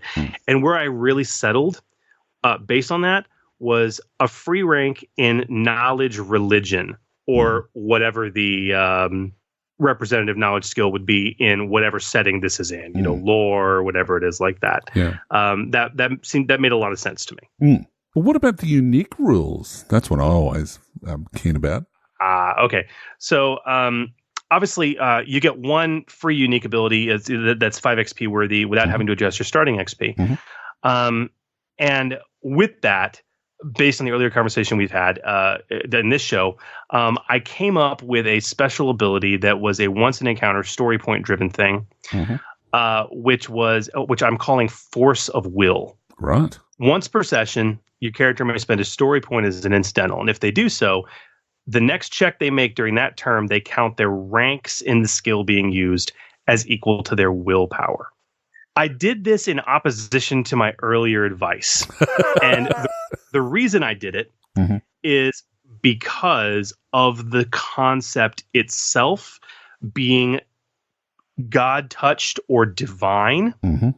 It's one of those things where you're getting a flash of divine skill or divine knowledge, if that makes sense. Yep. And that's kind of why I did that, because it fit the theme very, very well. Now all that actually left me with all and done still at 100 starting XP. I haven't had to adjust the starting XP at all. But I did go ahead and add in 1 other unique ability because I felt it was very fitting for this particular, this Aasimar, God touched, where they have this celestial heritage where they're able, obviously they're going to be tending towards fighting evildoers wherever they can. Yep. The dark vision ability made a lot of sense for me. Absolutely. Additionally, on the mechanical side, because I decided to put the 1 in cunning, I know they're going to take a hit in their perception. And this would help balance it out just a wee bit. Yep. And it was totally worth it for me for an additional 5 XP hit to the starting XP. Yep. So that actually brings the starting XP down to 95, which I think is very feasible. 95 starting XP for the God touched, inspired by the Aasimar. Yeah, absolutely. And that's where I'm at, and pretty standard. I like it. Look, there may be some people that might sort of say that based on the advice that you gave earlier, that something like Force of Will may be a little bit more expensive than that, and that it may drop it down to 90 XP. I don't think so. I don't think so, because if you look at the other similar abilities that are in the core rule book around core archetypes, they're costed at 5. That's right. Yeah, exactly. So for mine, I struggled a little bit with this, but I came up with a bit of an idea. Bit of a Lord of the Rings fan. So I've come up with the Treant Sapling. So I didn't want somebody to be walking around as a massive tree or something like that. But hey, look, you could do that. Just don't worry about making them, a size silhouette 2. Just run with that. They're reaching the limits of silhouette 1. But anyway, you're a sapling. I love it. That's right. So my starting characteristics are a little bit different. So obviously willpower of 3, but I've also gone with a brawn of 3 because that makes sense because you're a big tree. But I've kept intellect and presence at 2, and the reason why I chose that is that they're old, they're still wise, and they've seen a lot. So their intellect would still be fairly high, and their presence, well, there's some nice looking trees out there. But the 2 that I really hit, but that I made as 1 was cunning and agility. And the reason why, and I mentioned this before, the reason why I chose cunning is because to me, they're more wise. They're not quick thinkers. They are very much they will spend years sometimes debating. So a cunning of 1 seemed more appropriate. And hey, look, they're a tree. They don't really move very fast. So I'm thinking an agility of 1 suited that down fine. So, Quite. Yeah. For the for the wound threshold and the strain threshold, I decided to go 12 for the wound threshold because it's trees are sturdy, they're big, they're bulky, so they're going to have a lot more wounds. But I left the strain at 10 because I didn't really want to mess with that too much. And also because, if you're a treant, you might want to go down the whole spellcasting thing, but I didn't want to have the whole problem of, if they had 12 willpower, if they had 12 in their strain threshold, that they would have massive amounts of strain to be dealing with. So I kept it at 10. Listen, a base wound threshold of 15 for a treant, even a young one, I think is totally reasonable. Yeah, absolutely. No, I think you made the right one. Now, can I clarify something and say, so because you've done a lot here so far, much more adjustment than I have, and I'm trying to keep track in my head and make sure I'm still on point with you. Okay, So you increased brawn to a 3. That's going to reduce. That's a 30 XP hit to your starting XP, but you decreased another score down to 1, so that's a 20 XP boon. So you're really only at minus 10 XP after characteristics. But the thing that you've got to take into consideration is that I've actually done that twice because I've taken up both brawn as well as willpower to 3, and then I've dropped cunning and agility to 1. Okay. And so what that means is that just in stats alone, that I'm already at negative 20 for those that are tracking it at home. So for the special abilities, as far as the skill, I kind of went in the same sort of direction as what you did, Chris, that they've seen things that you wouldn't believe. But also they're in the sort of environment that they're obviously going to be in is that they're going to have an idea of what's around them. So that's the reason why I've gone with, 1 free rank in knowledge lore or knowledge geography. So I'll use Terranoth a little bit to give me a bit of an idea. So I've said that they have a choice of either knowledge lore or knowledge geography. Which I just felt that suited the theme, and it's not linking in with willpower to overpower it as well. For my unique abilities, I had a lot of fun with this, to be honest. Oh, buddy. I've got 4 of them. But oh my God. Now, put this in perspective. You're at minus 15 starting XP right now. Right. Okay. And you get 1 5 XP special ability for free, and you added 4? Yes. But there is a reason. Okay. All right. Okay. So I'll talk about the positives first. So the first one that I put in was old and wise. So once per session, when your character makes a discipline or a knowledge lore check, they may spend a story point to add a triumph to the check. So, which is pretty powerful, but I basically said that that's worth a few more points. But it's once a session. There is an ability which is similar to that, which is a talent from Star Wars, that allows that expenditure. So it is pretty potent, but it's once a session and it's only to do with a knowledge check. It's also discipline as well. So, I may pare it back to only be knowledge lore, which would make it a little less powerful. But originally I've gone with discipline, or knowledge lore check, and it's only once a session. I think it's fine because I'm sorry, a triumph on a discipline check doesn't have any egregious and obvious benefit. I mean, if this was magic or combat, we'd be having a different conversation, but it's not. Yeah. So if you, for example, and this is sort of, I thought about what are some of the skill checks that could occur when you're doing a discipline check, and harking back to what we talked about in our previous section with discipline. One of the things that came into play is that with social skills, because it is a non-social social skill, that you might be using the social skill table for doing checks using discipline, especially in that social sort of environment. And one of those things is that something about someone because their intent behind it. And that would be represented in this case that they've seen the same sort of thing, humans acting the way that they always have.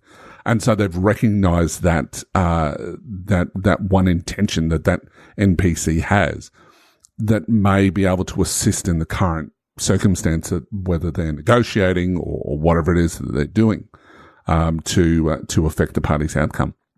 So I think that would be useful in that regard. What did you cost that? I cost that at 10 XP. Because, you get your free 5-pointer, for want of a better term, but I felt that it was more expensive than that by a long shot, so I increased that up a little bit as well.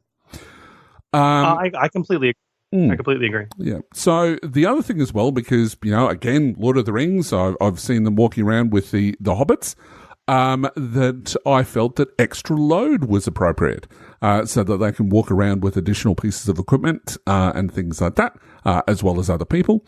So I've said that the Treant may carry twice their encumbrance capacity. Wow. Now, depending on what sort of campaign that you're running, encumbrance may not be an issue for you. And you just apply common sense. But if it is, I think that this would be appropriate to basically cover twice their encumbrance capacity. They're based in a forest, so I've given them just a small token, which is actually from the core rulebook.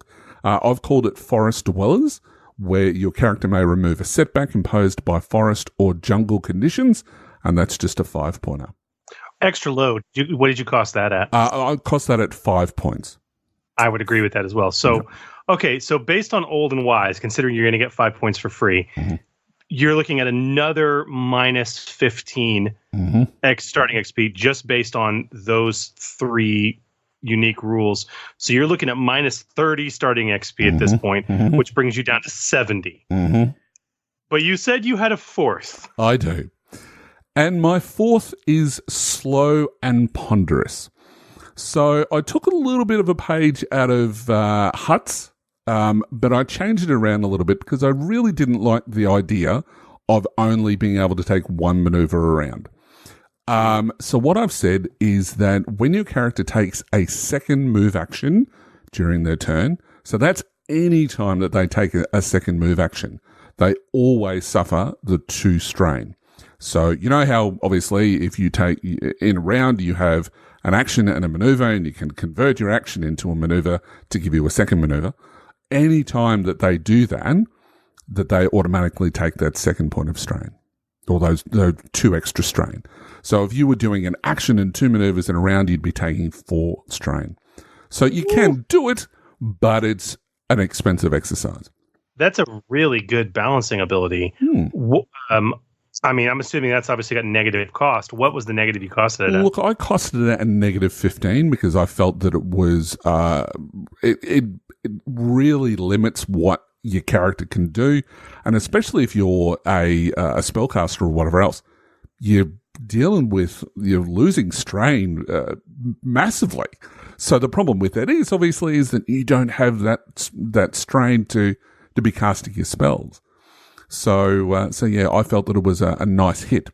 I like it at minus 15. This is so heavy. I might even go minus 20, but I think minus 15 is a good place to start.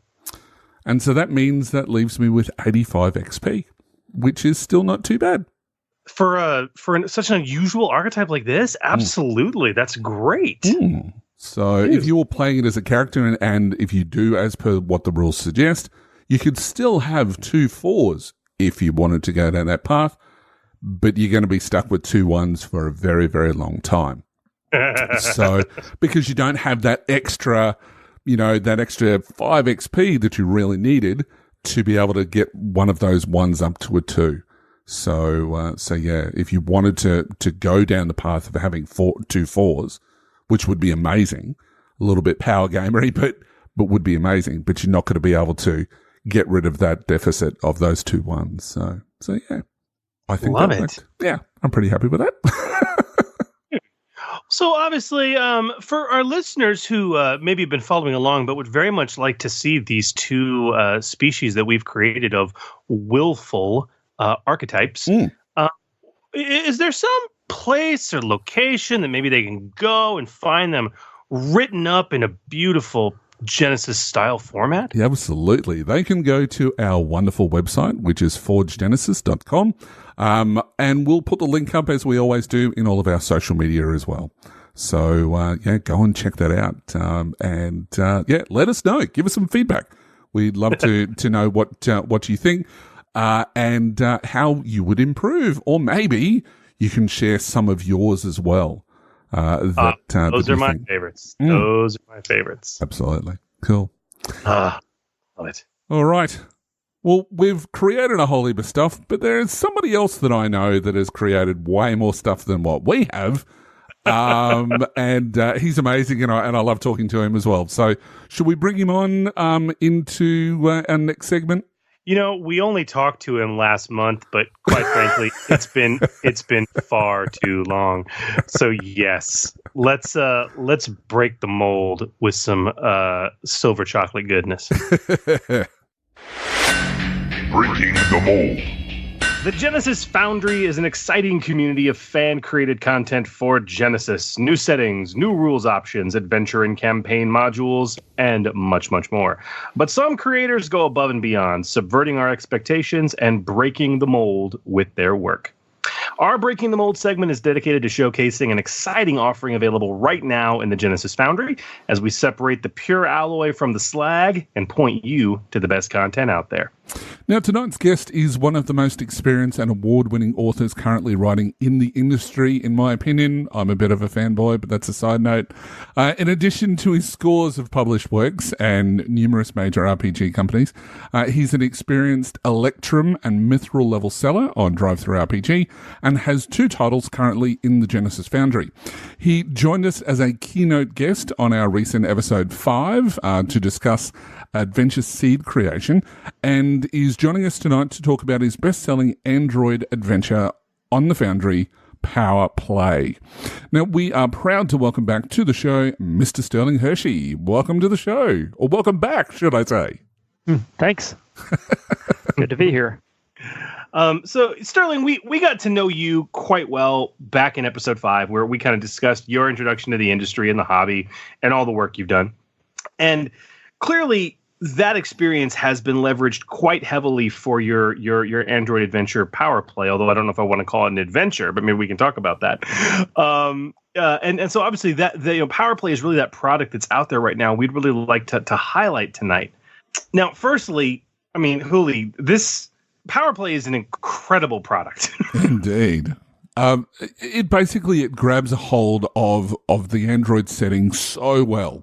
Power Play, it's a standalone adventure for or mini campaign, as you alluded to, for the Android setting in all of its cyberpunk glory. So, Sterling, can you perhaps tell us about this wonderful creation of yours? Give us the elevator pitch, so to speak. How would you describe Power Play to someone who was interested in buying it and what it actually is? Sure.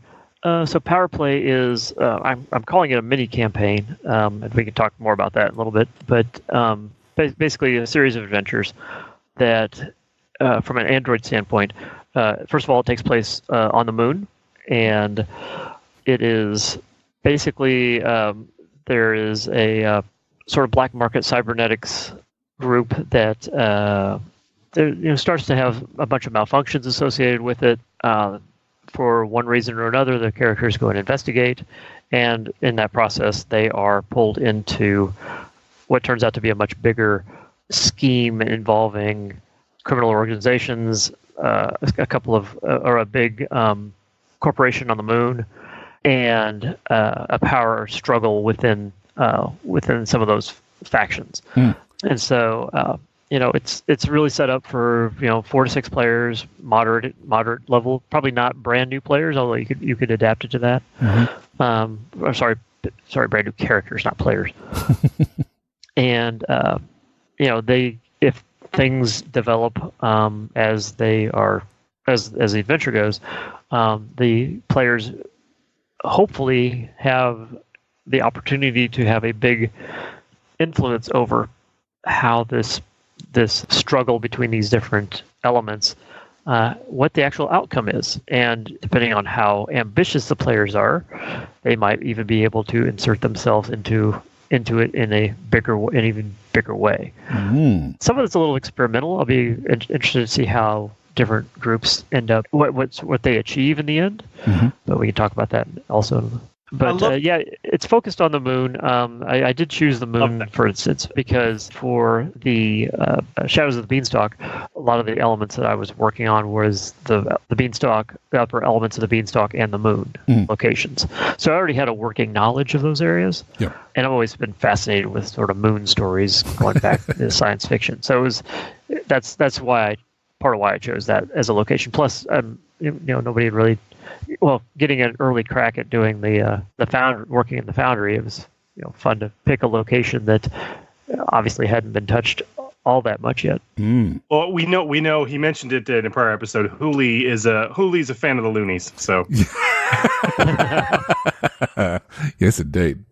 Yes. All right. So, Sterling, can you talk to us about the development of this product? You've sort of touched base on that there. So, from concept to the final product, how long did it take for it to come together, and what were some of the challenges associated with designing the adventure? So this was actually a pretty big challenge because I'd have to sit down and think about exactly how long it took, but it wasn't very long, because maybe a couple of months, because we didn't have that much time when FFG contacted me and you guys about the foundry.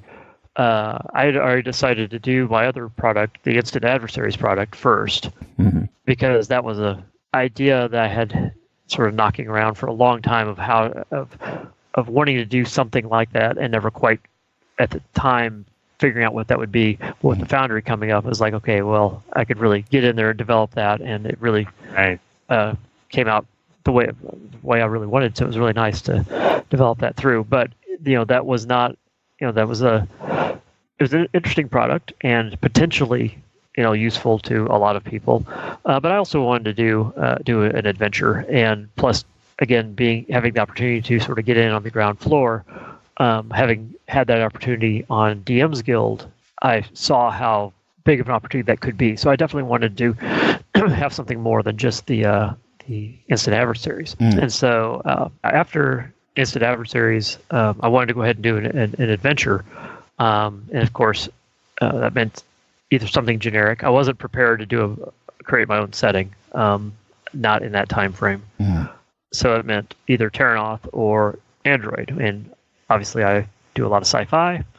I do fantasy. I've done fantasy for D&D, but I already worked with Android on in the Shadows of the Beanstalk, so I already knew that area. So, plus it was an area I had a lot of fun with the moon, and so that sort of gave me my starting point. And then it was a matter of, okay, what do I do? Because I wanted to highlight certain areas of the moon, and wanted to. I had this idea that actually the original title I was thinking for this was Hostile Takeover, and.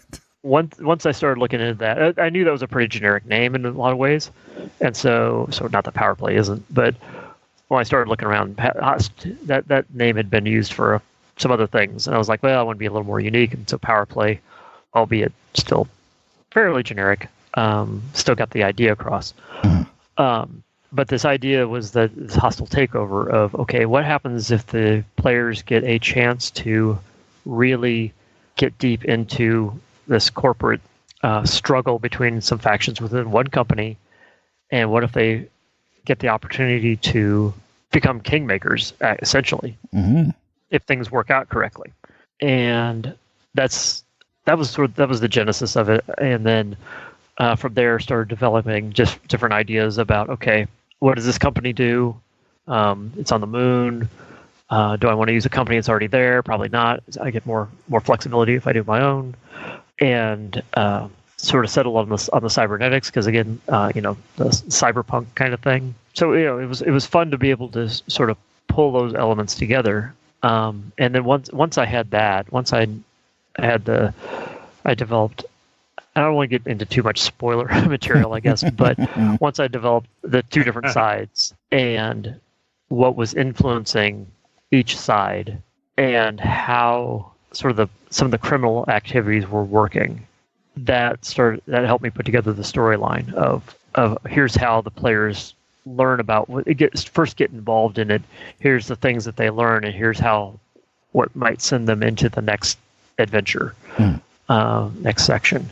And then also the last episode or last time I was on, we were talking about set pieces. Well, I had this idea for this pretty big set piece for the last bit, the big confrontation scene, right, where you implement the quote power play, and took a very different approach on that than I have on previous products. So, but then, so not only did I have to develop all of that and write it all, on top of that, being the Foundry, I had to, unless I was going to pay somebody else to do all the layout, I had to do all that too, which I don't normally have to do.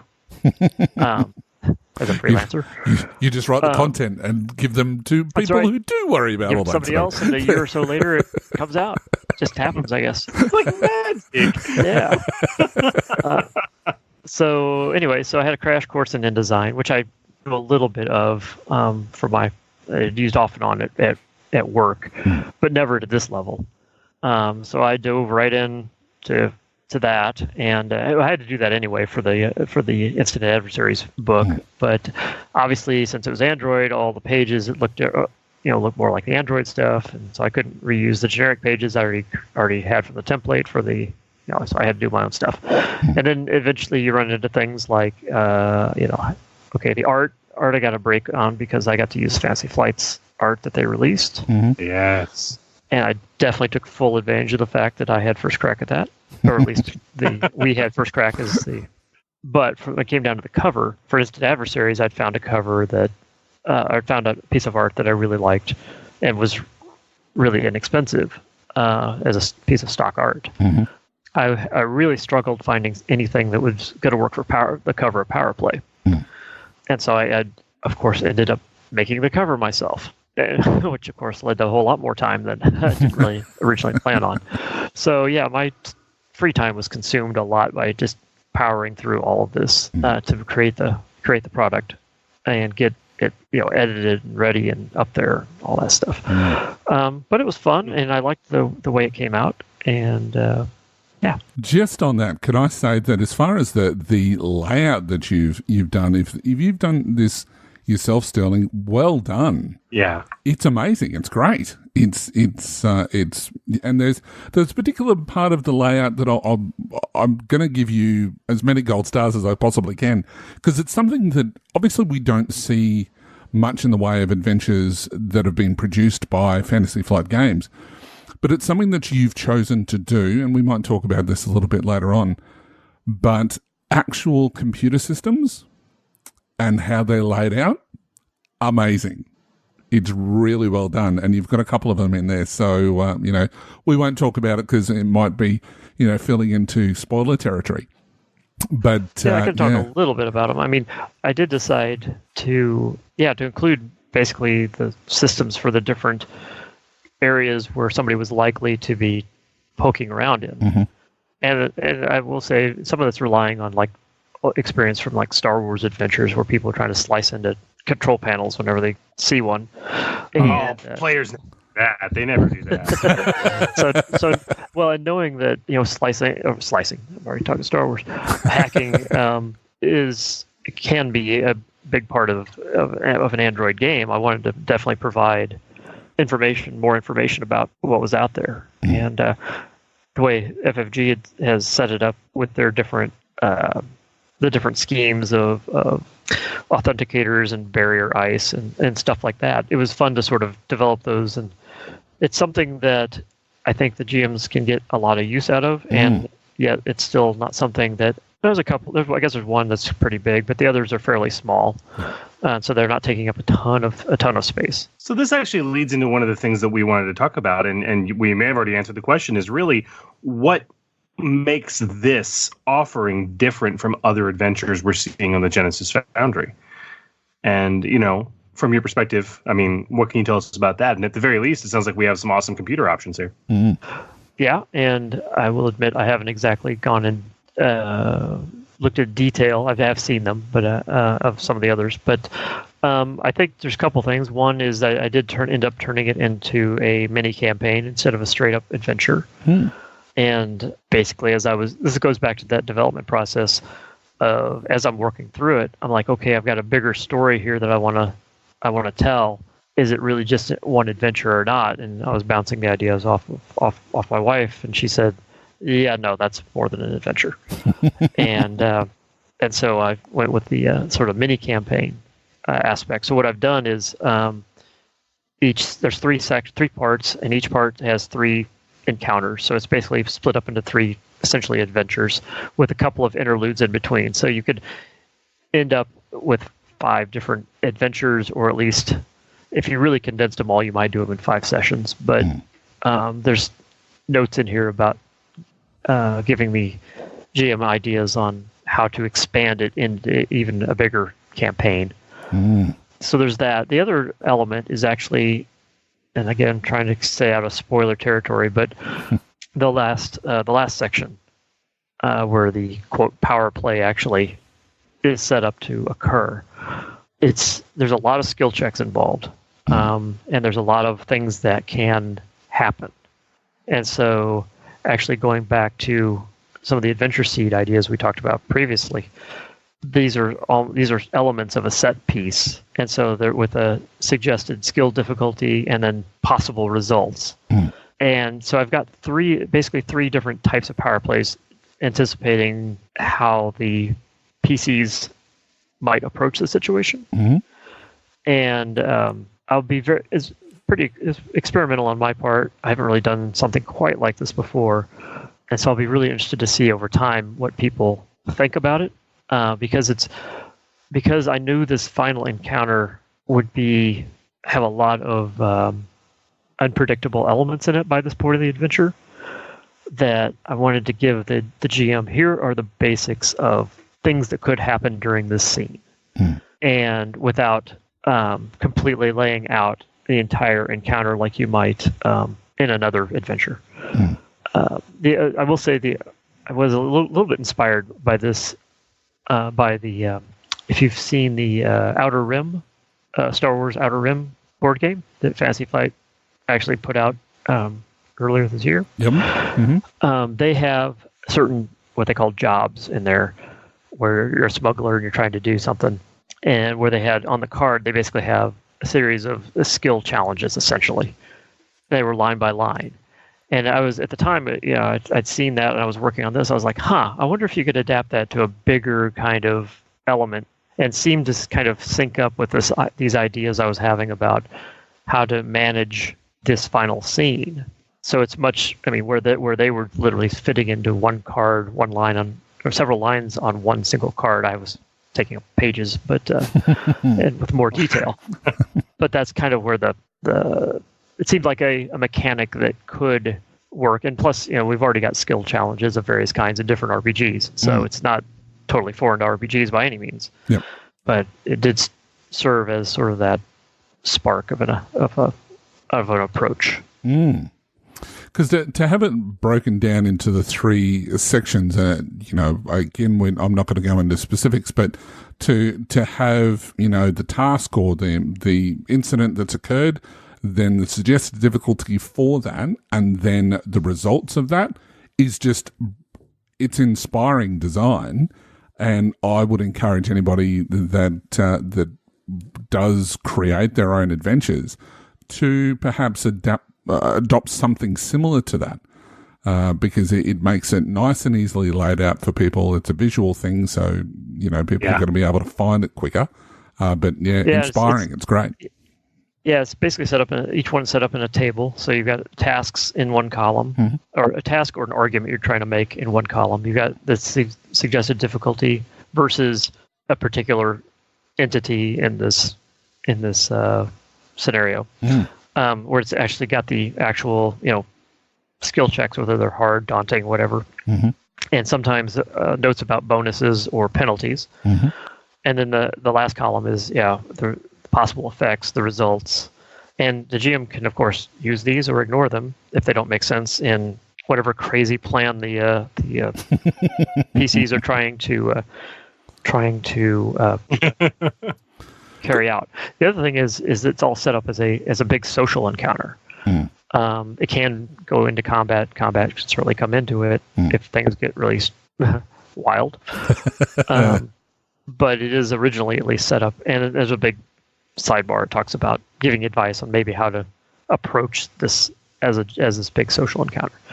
Because it certainly touches base on something that we talked about when we were last talking to you, where you suggest options for triumphs and despairs and things like that, and it covers off on that really, really well in a succinct format. So yeah, excellent. Yes, and then going back to the layout and all that, working with the table format and getting everything to fit in the table. Yep. It was funny. And then somewhere after that, I think Sam at FFG had tweeted out or made a comment somewhere along the way of, maybe I can make he was clearly working on some other product and trying to fit something into a table. He's like, maybe I could take the font down another half a point. Sort of, and the other, someone else from FFG is like, stop it. And I can certainly relate with my eyesight getting older. But, absolutely, yeah. But I felt his pain. Oh my God! I could have broken the template tables and blown them up bigger or something like that, but I think it actually worked out okay in the end. But I didn't want to start. Oh yeah, it's fantastic. So, and that goes for the table as well. Okay, so you talked to us about the development of this and kind of what inspired it to begin with. To kind of round this out, would you be willing to give us a sneak peek of something in this product that is unique, that we won't see anywhere else on the Foundry? I guess I jumped ahead too far. Definitely that last scene. Okay. And the way that's put together, that's definitely unique. Beyond that, we're also on the Foundry, so you're not talking about just Android here, you're talking about everything. Or as you see fit. This is just, from an Android standpoint, cool? Obviously it's on the moon, so that's pretty different. And the moon is a great setting. Yes, it is. So that's fantastic. Okay, so what's next for you and the Foundry? if you're willing to talk about it. Is there anything you're working on for the Foundry that you can whet our appetites with? Yes. I've actually been working on something for the last, a little more intently, the last 2-3 weeks. And of course, this is in my spare time, so it's not like it's been constant. But people may or may not know, I've done work with the DMs Guild, and one of the products I have on there is called DM Combat Tabs, and basically it's a way of tracking initiative, and with Dungeons and Dragons, you've got a lot of conditions, a lot of spell effects. You can have a lot going on at one time, and trying to track all that stuff. I started using this sort of system. It's they've had this. Some people have used index cards for a long time to track initiative on their GM screen.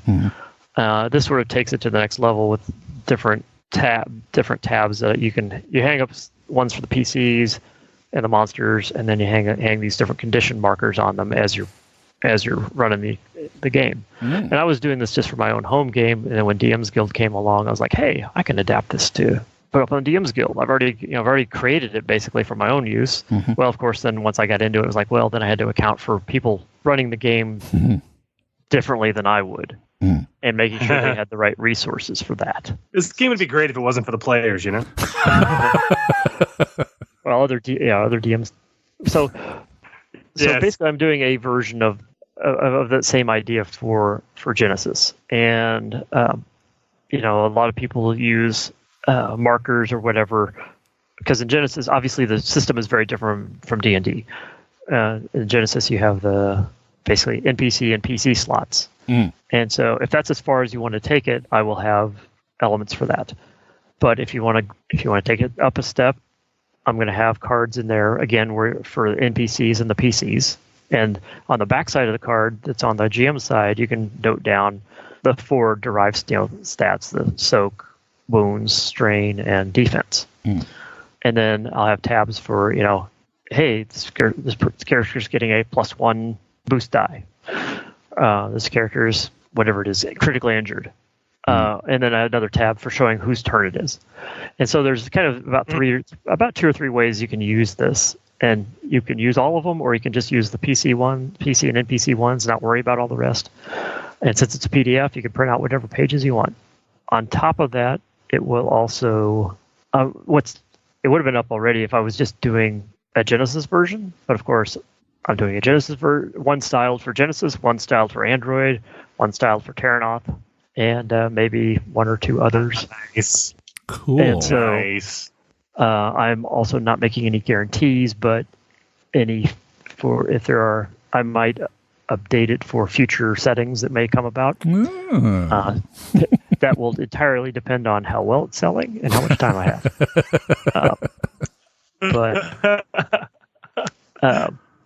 But no, because DM Tabs has actually been a pretty good seller for me. Not like extravagant by any means, but been a pretty good one. And so it seems to be something that people will like. And I think, and so by providing the different styles of these tabs, I will admit I thought it was going to be much easier to make. Once I had one set, I thought, okay, well, I can change the font, the background, some colors, and move right along. Yeah, that's great. Except, of course, using the actual fonts, if you discover things like the proportions of the fonts for the generic Genesys book versus the Android fonts are different enough, you can't just change them. You got to fiddle with them. And I'm sure I'll find the same. I'm in the middle of the Android stuff right now. Terranoth will be next. And yeah, so will this be exactly when this will be out? I hope fairly soon. But just kind of depends on how much time I have and how long it takes to fiddle around with this. Because one of the other elements I had done on the DMs tab was also have a cardstock box you could print out, cut out, and basically glue together, tape together to store all these things in. And I'll probably have to do that for this as well. I love papercraft. Well, and one of the other things and I probably will do this, one of the other things I had on DMs Guild for the combat tabs was with D&D, there are so many different condition markers that when I was just using them in my home game, I discovered really quickly, if you can't grab the one you need immediately, if you have to stop and search for it, it kills the game or you just stop using them. So you have to have I have to have a system in there where somebody can pull it out and find it. And the way I did it on DM's Guild was there's actually a template in there you can cut out and hang it from your GM screen with the tabs hanging off of it. Cool. So I will probably try that with this one, but we'll see. Every time I add one of these ideas, it just takes longer. So you're a machine, man. You're an absolute machine. Well, one of the fun things, of course, about this too is like, am I going to get it out there before somebody else gets some sort of initiative system out there? We'll see. Not to say you can't have more than one, because obviously that's, if you look at DM's Guild, there's several different approaches to different things like this. But, yes. Cool. Well, thank you for joining us today and talking about Power Play. This truly is one of the more interesting and expansive products out there. Android is an incredible setting, and if you guys are really into Android, you've got to get Power Play. The sheer amount of content and I mean, it's not just an adventure module, as we said. It is a mini campaign. The new things it adds to the game are incredible, and the fact that it is a loony themed campaign in and of itself is I endorse this wonderous. product. So be sure to head to the Foundry, guys, and check it out. Sterling, thank you so much. Thank you. It's been fun. Sterling's always amazing to talk to, and I love the man. Well, that's all I can say.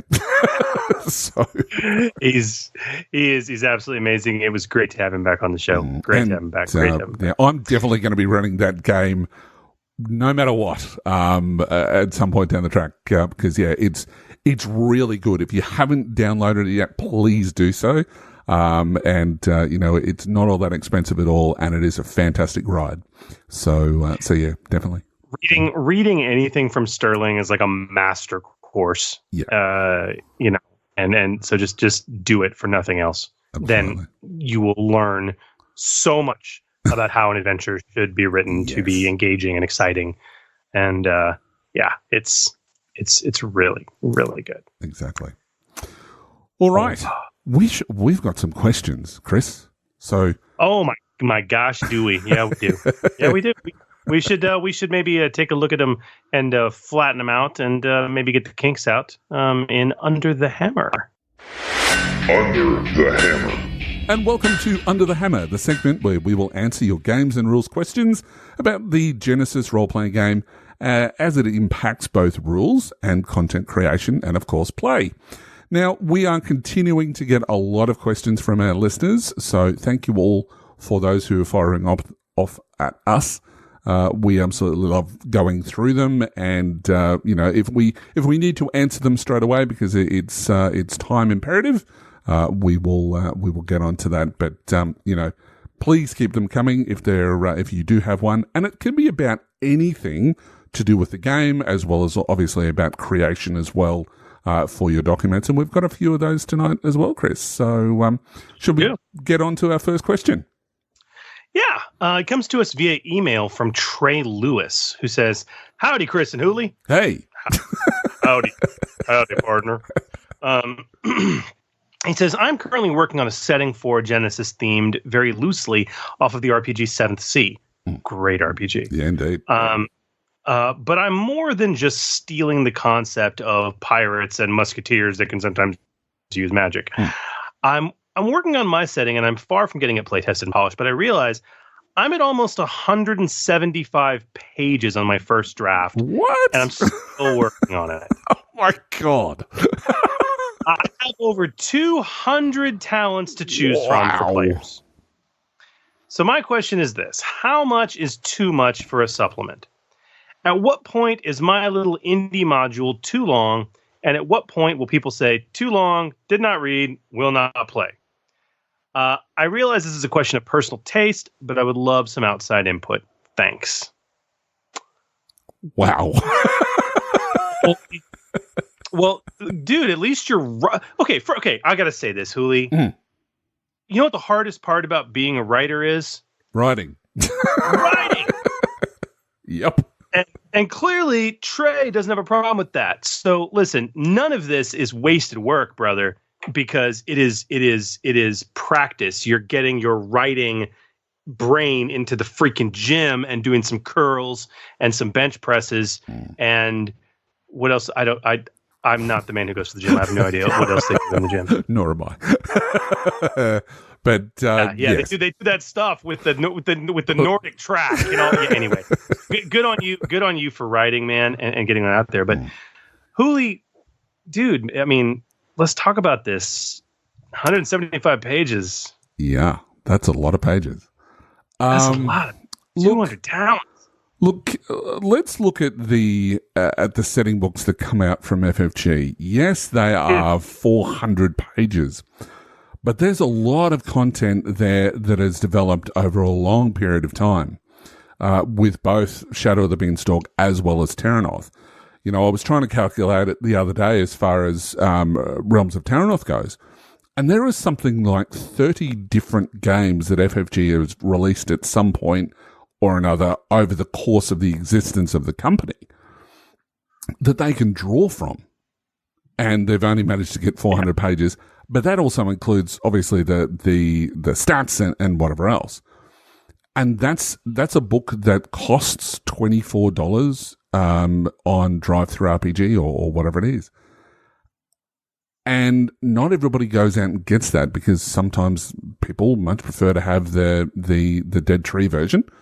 And they can't afford to go and do that. So, but knowing the prices, and certainly I'm not going down the path of price setting because that's illegal.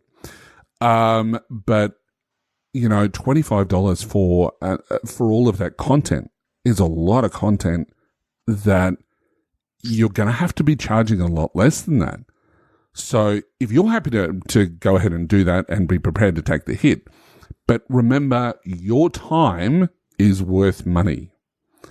And this is something that a lot of people forget. They put in a lot of effort, which is great. But let's face it, that the time and energy that you're spending on a product has to be recouped somehow.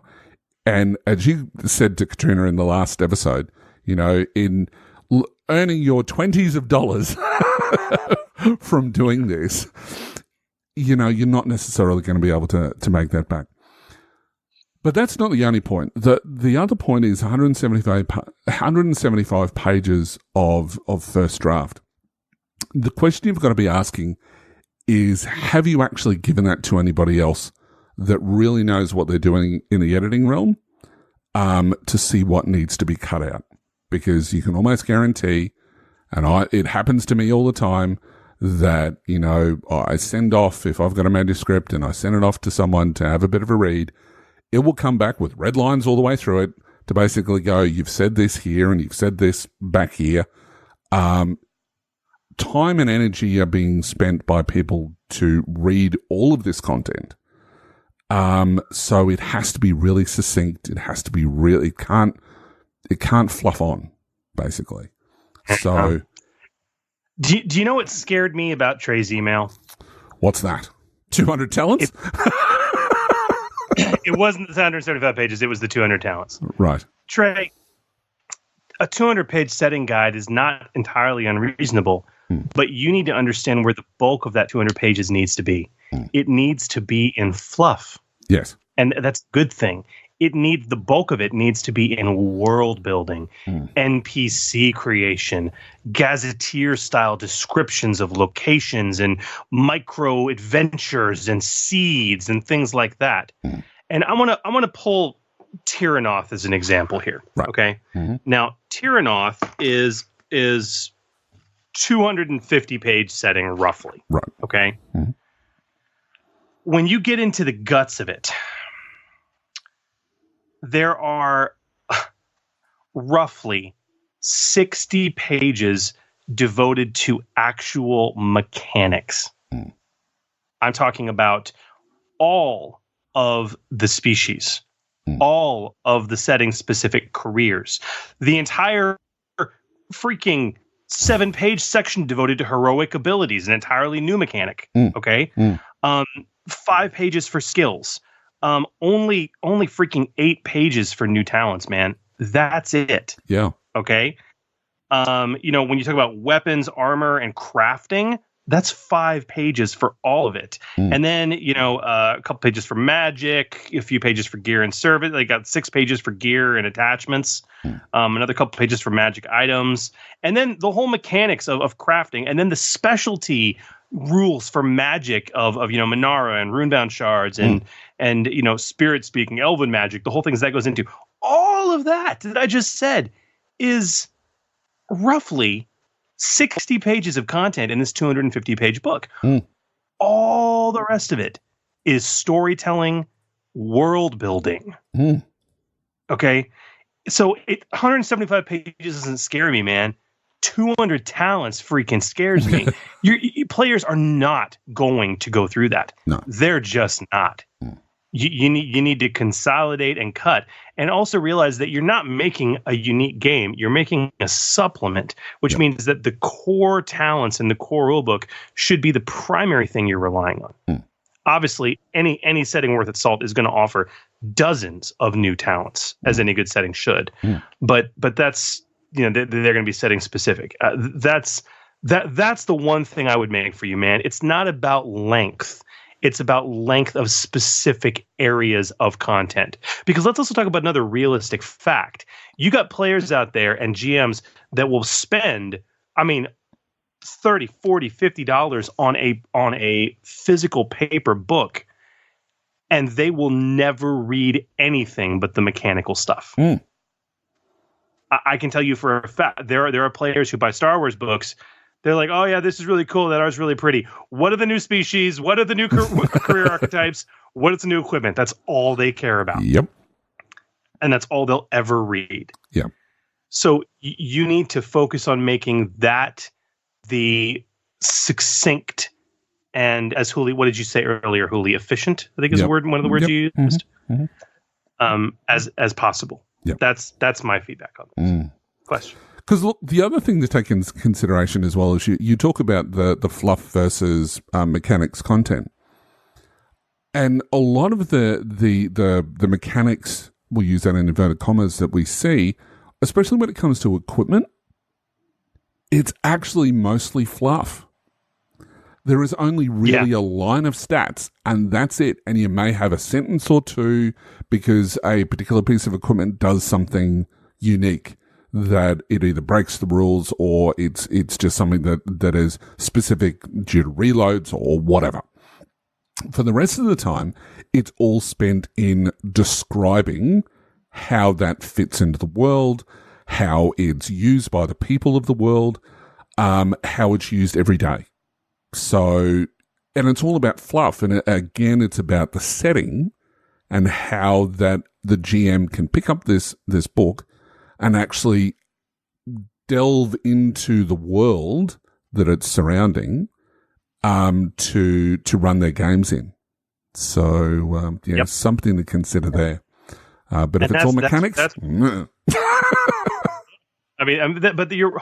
Hooly's right. That's where the bulk should be, Trey.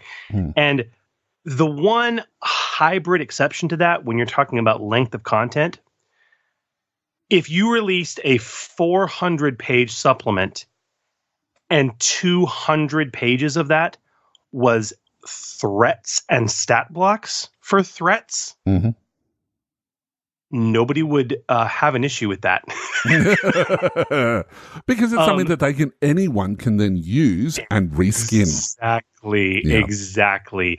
So if you really want to add page count, that's another good recommendation. Or if you're worried about page count, don't worry about threats. The more adversaries and threat stat blocks you can put into a supplement, the better received that will be. No one in their right mind has ever said, yeah, there's too many adversary options in this.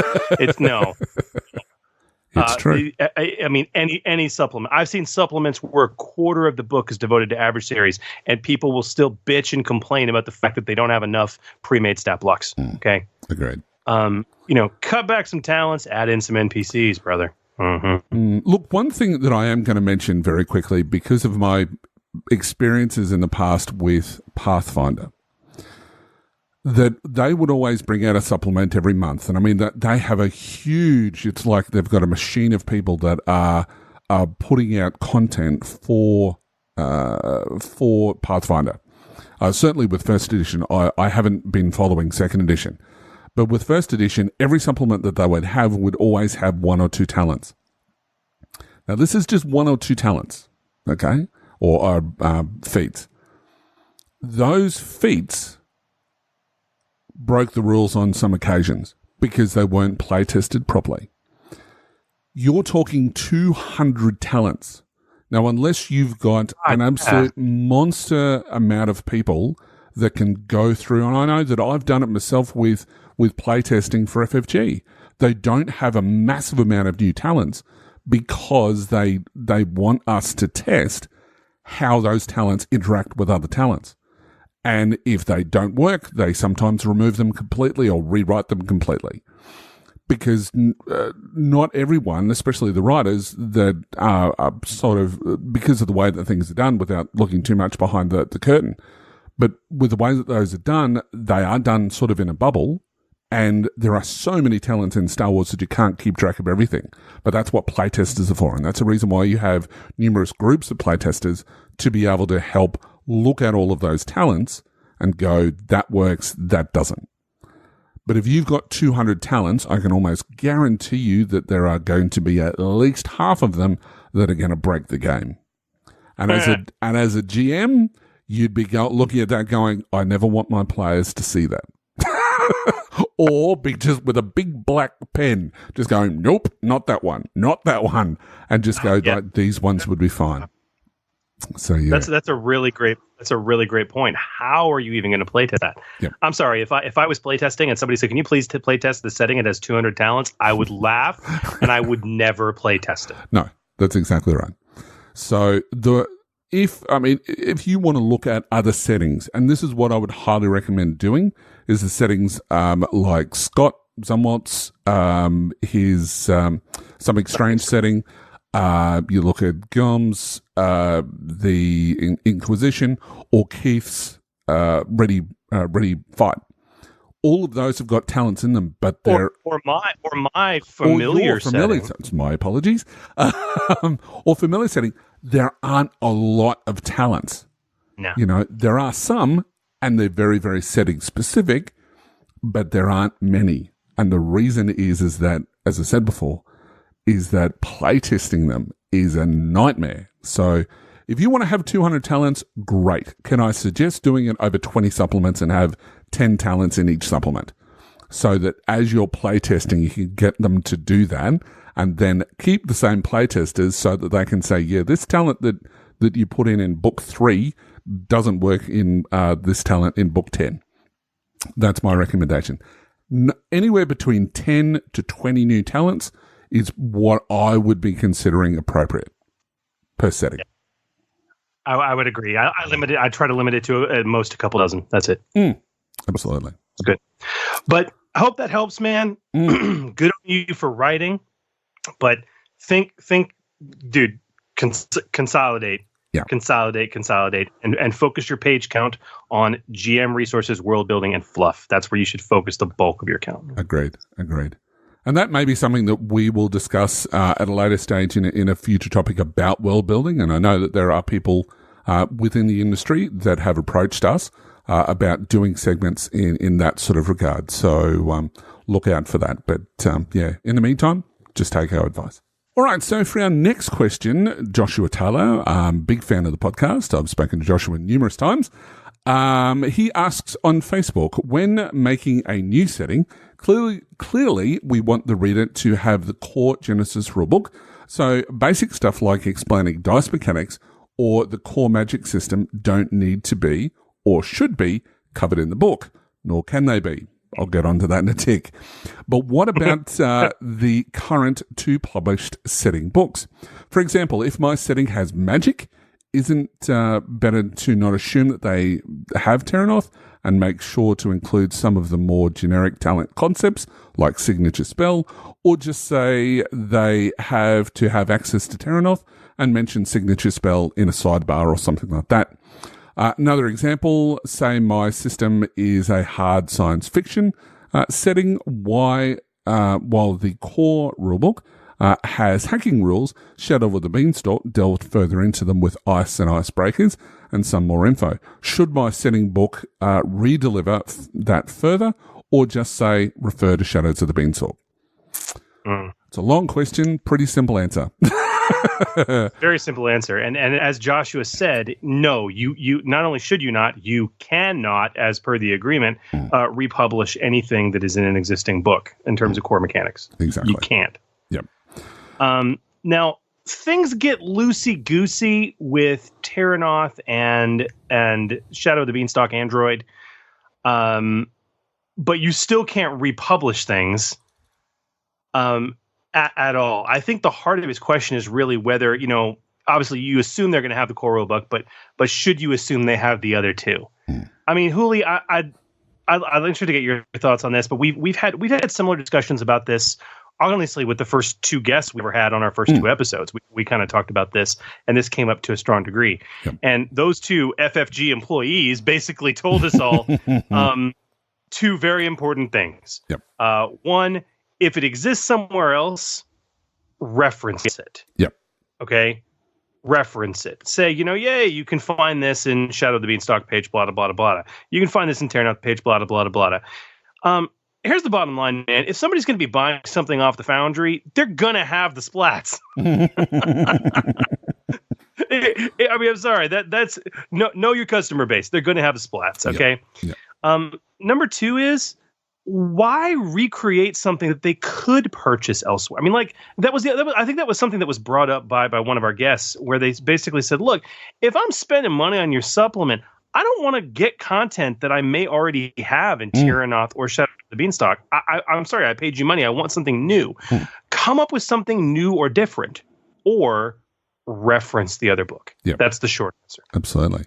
Look, to use an example of FFG's own product, let's look at Star Wars. When they would duplicate species across lines, people would complain. And all that was is a couple of paragraphs about that particular species because of their stats, and they weren't always the same, but that's a side issue altogether. But the issue is that people don't like, as you say, Chris, people don't like spending money on stuff that they've already got. They feel ripped off. So just don't do it. Something to consider, though, legally, and again, I'm not a lawyer, but this is what I've learnt from my own research, is that it's impossible to copyright numbers. So where you've got a stat block of a weapon, for example, that is just numbers, you can't copyright that, and you can have a dagger with all of the same content as far as the what abilities that they can do. What is copyrightable is the write-up for that particular weapon. And if you look at Terranoth, for example, it has a stat block for the weapon in the table, and then further on it gives a description with some stuff. You can't use that description. And I've asked that question directly of FFG, and they have quite unequivocally said, no, you cannot.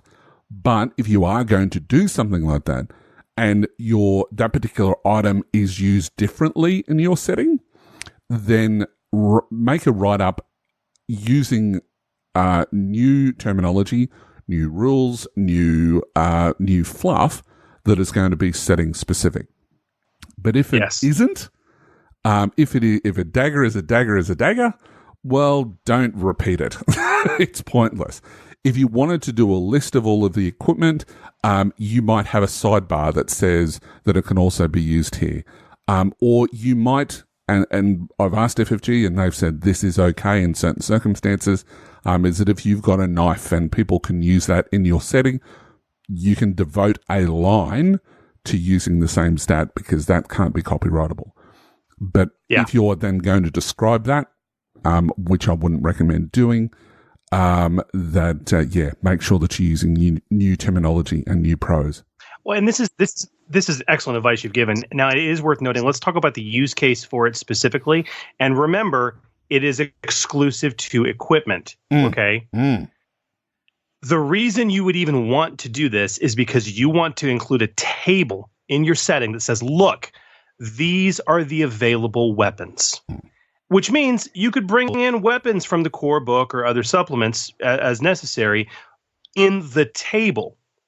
just leave the write-up blank. The best way to handle this that I've seen, and I actually really appreciate it because I don't feel like I'm rebuying content and it's still all perfectly safe, is they'll add an asterisk to the item name or add a special indicator in another column on the table that tells you where the weapon can be located. Right. All right. Mm-hmm. So if like, and that maybe it's not, it's in another column on the table, or you use asterisks and footnotes in the table itself to say, this, one asterisk, this item can be located in the Genesys core rulebook. Yep. 2 asterisks. This item can be located in, Realms of Terranoth.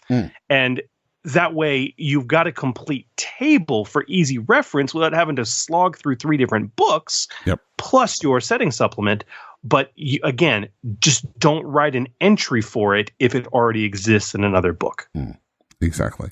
And I mean, let's face it, Terranoth does it itself. So does Shadow of the Beanstalk.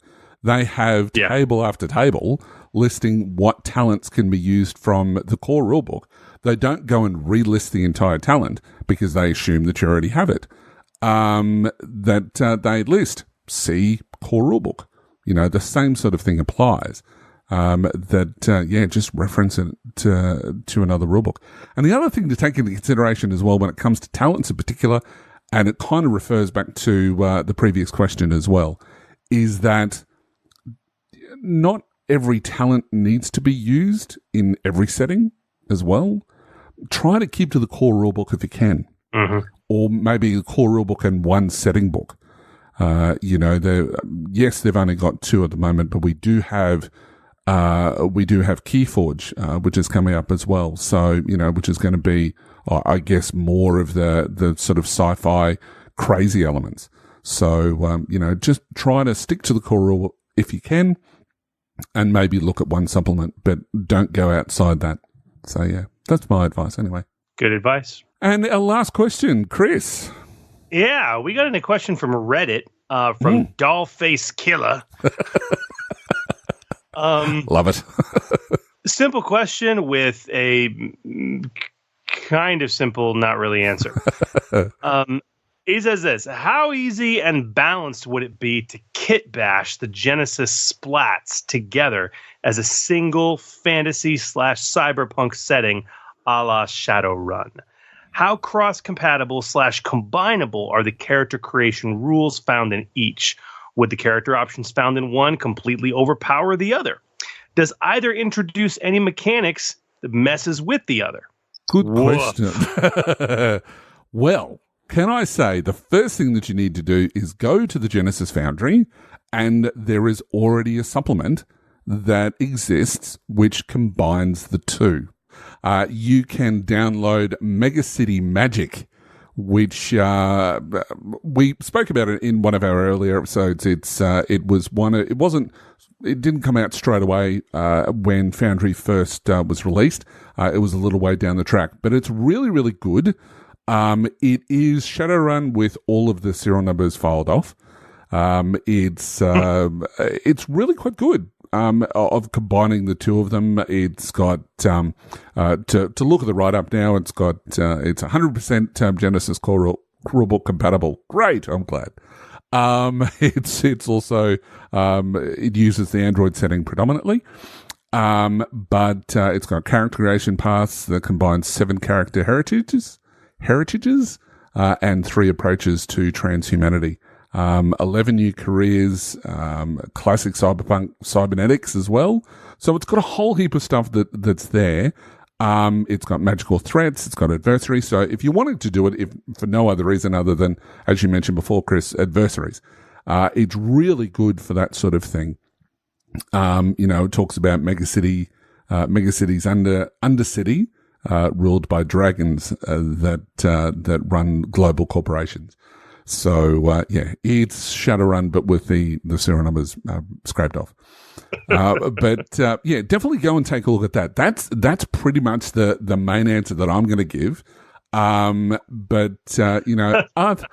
there any other major issues between the two of them? Yeah. To be honest, no. I say that with sort of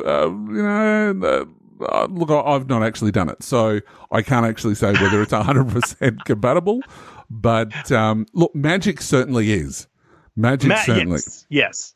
So I have messed around with this. Okay. It's been a mess. Okay, so let's start at the high level. Look, the answer to your question is if you don't want to use Mega City Magic, if you want to do this by literally jamming Android and Tyranoth together, you will be 90% successful. 90%. Let's talk about because yeah, dude, the core rules, like, look, can a Tyranoth species or archetype work in Android setting, or Android species archetype work in Tyranoth, or can they mix match into one world? Yes, absolutely, no issues right there. Can the talents work? Of course they can work. Equipment, all that. Here's where you're going to encounter issues, and here's what you need to think about. First and foremost is obviously skills. You need to realize if you do this, you're going to have a very large skill list for your players. Yep. Okay, very large. There are things that are essential in a fantasy setting and essential in a cyberpunk setting that are not there between the two. There's a handful of skills, really. But the bottom line is that the experience point economy that's used at character creation assumes a skill list of a certain size. If you start increasing that size to a certain degree, you start messing with things. All right? So you're going to want to do whatever you can if you do this to try and combine certain skills, okay? Whenever possible. The exception to that would be magic. You can introduce magic straight away without having to worry about that issue. And the magic skills are kind of their own bag and their own thing. Yep. The other thing that you're going to want to avoid, and I do say this from personal experience, is the wonderful heroic abilities from Tyranoth belong in Tyranoth. Yes. If you're going to do a mashup or a kit bash, I would not recommend bringing the heroic abilities in. They are designed to interact very specifically with Tyranoth-focused skills, Tyranoth-focused talents, and other abilities in terms of their balance and their overall usage. Could you go through the effort of creating heroic abilities for Android? Sure, but I think that's a lot more effort than you're really looking for, and it would not be worth your time even in play testing them. Just avoid them. Yep. For your bash, yeah. I mean, there is a reason why that they don't exist in Shadow of the Beanstalk. But having said that, when we're talking about special mechanics that are specific to a setting, the debt economy, so your favors and things like that, works perfectly in a fantasy setting if you wanted to drag it across. So absolutely. You're not going to have a problem with that sort of thing. But I 100% agree with you, Chris, that the heroic abilities are something which does break the game. And I know where they've got the idea for those heroic abilities from, and that's actually from Descent, because each of the characters does have those special abilities that can be used once per session. That once they've used those abilities, their characters flip over. So, there are reasons why that those exist, but yeah, in a mashup setting, yeah, avoid it. I agree, 100%. Now, the one thing we haven't talked about in this kit bash would be careers. For obvious reasons, I would recommend as a best practice, as the one thing you do spend time doing as a game master to create this kit bash universe. You need to scrap the Tyranoth careers, scrap the Android careers, and you need to create new careers for this particular setting. Yep. That way you can combine both skill options appropriately. Another thing to take a look at as well, just thinking out loud a little bit, is with regards to armor. Now, armor works differently from what I've seen in Tyranoth in comparison to Shadow of the Beanstalk. Because when you're looking at the defense levels of some of the armor that comes from Tyranoth, it's huge.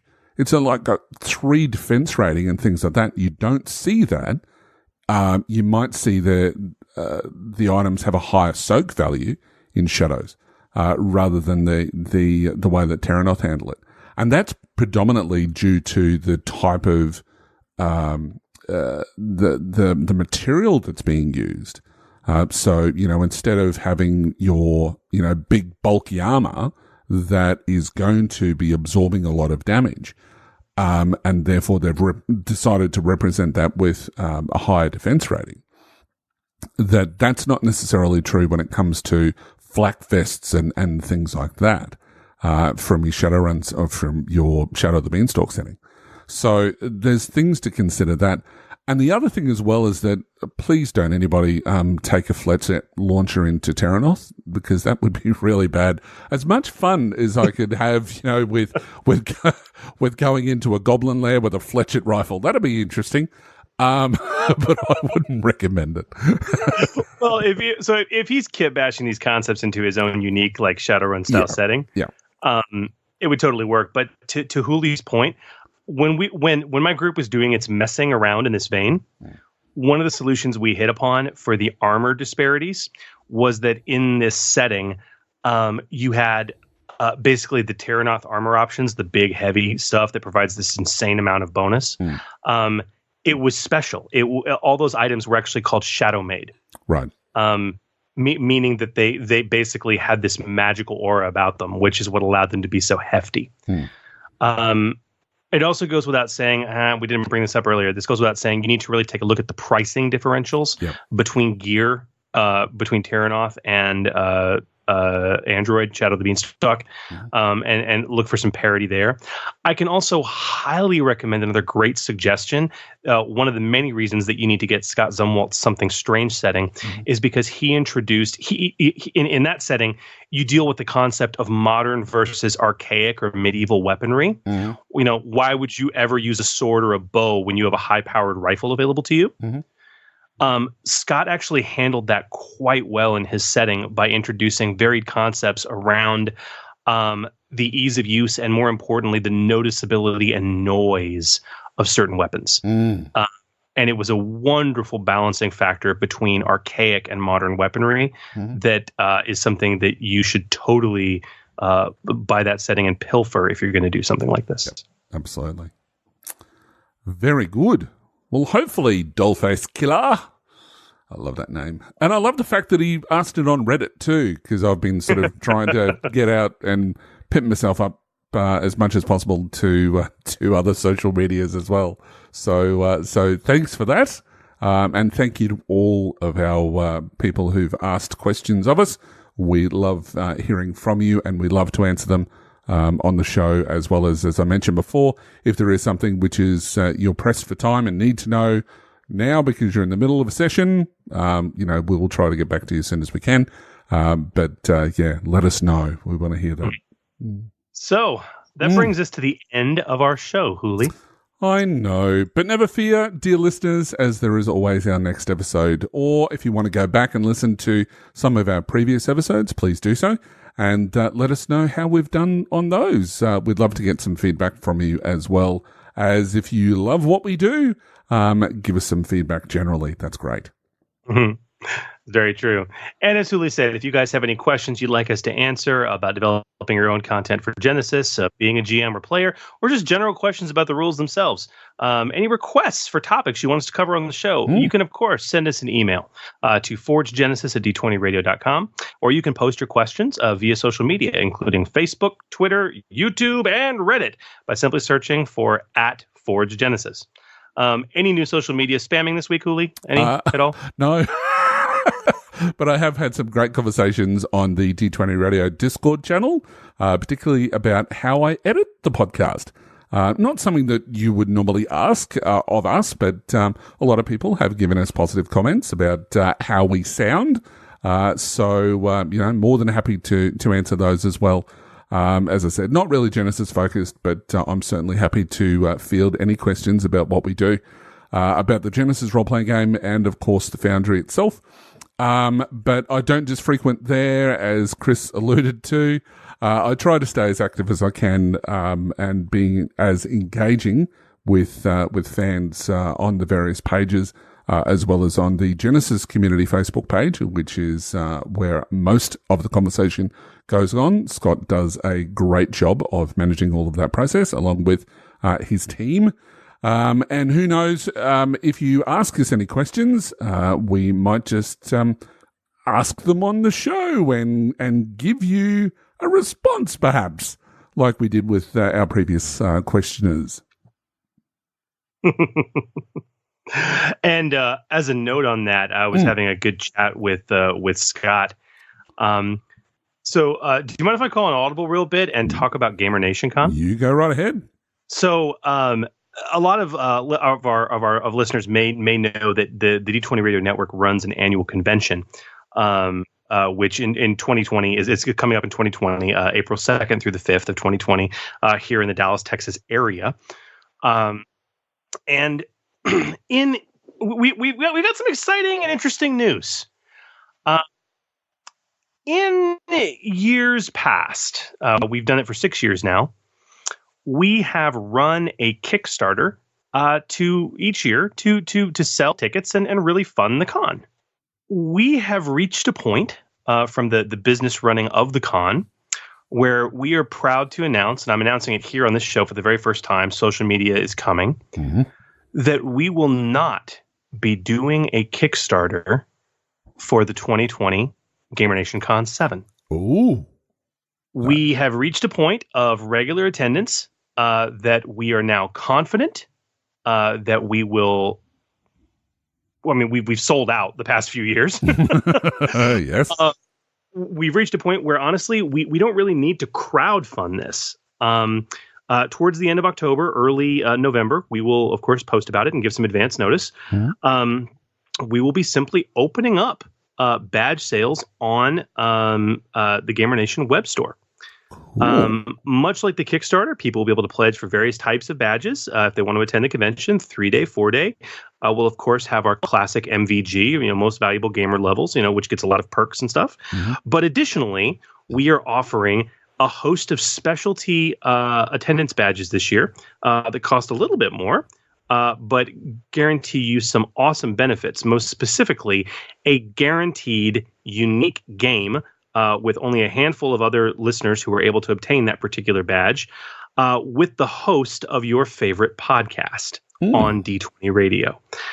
We have several podcasts that have signed up to do this, and those hosts are going to be at the con. Of course, the Order 66 podcast. Hooly, I'm sure the Forge podcast will have some representation at the con, I'm pretty sure it will. Yeah, pretty much. So the Forge podcast as well, of course. Several other shows, including also one of my favorites, and I know yours too, Hooly, the Guardians of the Wills. Yes. Run by Staggering Dragon will be there. They'll be doing this as well. In addition to that, as sort of the Don't Despair podcast, of course, helmed by Scott and several others that are a key part of the Genesys community on Facebook, and several other medias will, of course, also be on that list. And as a result, that Genesys community that Genesys community is also going to be basically semi-sponsoring or affiliated with the con this year. Cool. So greatly looking forward to that. So if you guys want a chance to game with Scott, he's going to be there running games, and we'll have the specialty badge available as well. Additionally, we also are going to offer one of these specialty badges to have a custom game with Studio 404. Who we've obviously had on the show to talk about the Starcana setting. Yep. Not only will they be running Starcana, but will also be play testing out some brand new things that they have slated for the Foundry. Indeed. I love Starcana. I know we don't mention it a lot on the show, but it is a great setting.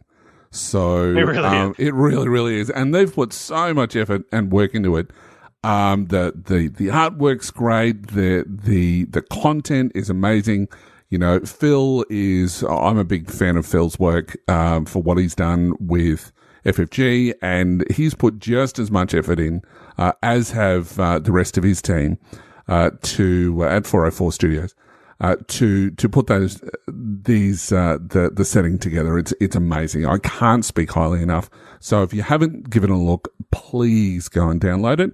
And there is an additional adventure as well to get you started along that journey of playing in that fantastic setting. So yeah. It's very, very good. But guys, we're going to be announcing a lot more about Gamer Nation Con, not only on the shows to come, but also on social media, the places that Hooly said before. Obviously, the Genesys community on Facebook, as well as, of course, our own podcast page. So keep your eyes peeled to that. And Twitter, as we will announce like crazy when ticket sales are about to go live. So that you guys can have advance warning and plan appropriately. And of course, in that vein, you guys should be sure to join the larger discussion in the D20 Radio Facebook group where we nerds congregate to cross-pollinate. And from a podcast standpoint, of course, don't forget to give us a like or follow us as well on any of our social media sites. Please also drop us a review on those sites or on your favorite podcatcher, including iTunes and even Spotify. You can also, of course, visit our website at forgegenesis.com. Absolutely. And so, Chris, what can listeners expect in our next episode? It's a topic I'm super keen to talk about, and that is how... Oh, boy. I don't know if we're going to be able to do this in one episode, Hooly. It might end up being multi-part. It's a big topic. It's a huge, huge topic. We are going to be diving into modifying and reskinning the magic system in Genesys. Not just expanding the existing magic rules, which we will talk about, but how to actually utilize the core magic mechanics and transport them and reskin them into an entirely new concept of quote-unquote powers. That cannot wait. Wow. I'm a little bit intimidated, but I'm ready for the challenge. Because I've done a little bit with superheroes, as I mentioned before, and there's a lot to talk about, and a lot that people can get out of it. So yeah, definitely stay tuned for that. Really excited, can't wait for that. Well, that's a wrap for us. Thank you all for listening, and we hope that you will join us next time as we continue to explore the Genesys Role Playing Game. I'm GM Hooly. May your triumphs be many and your despairs be few. And I'm GM Chris, wishing you peace, love, and good gaming.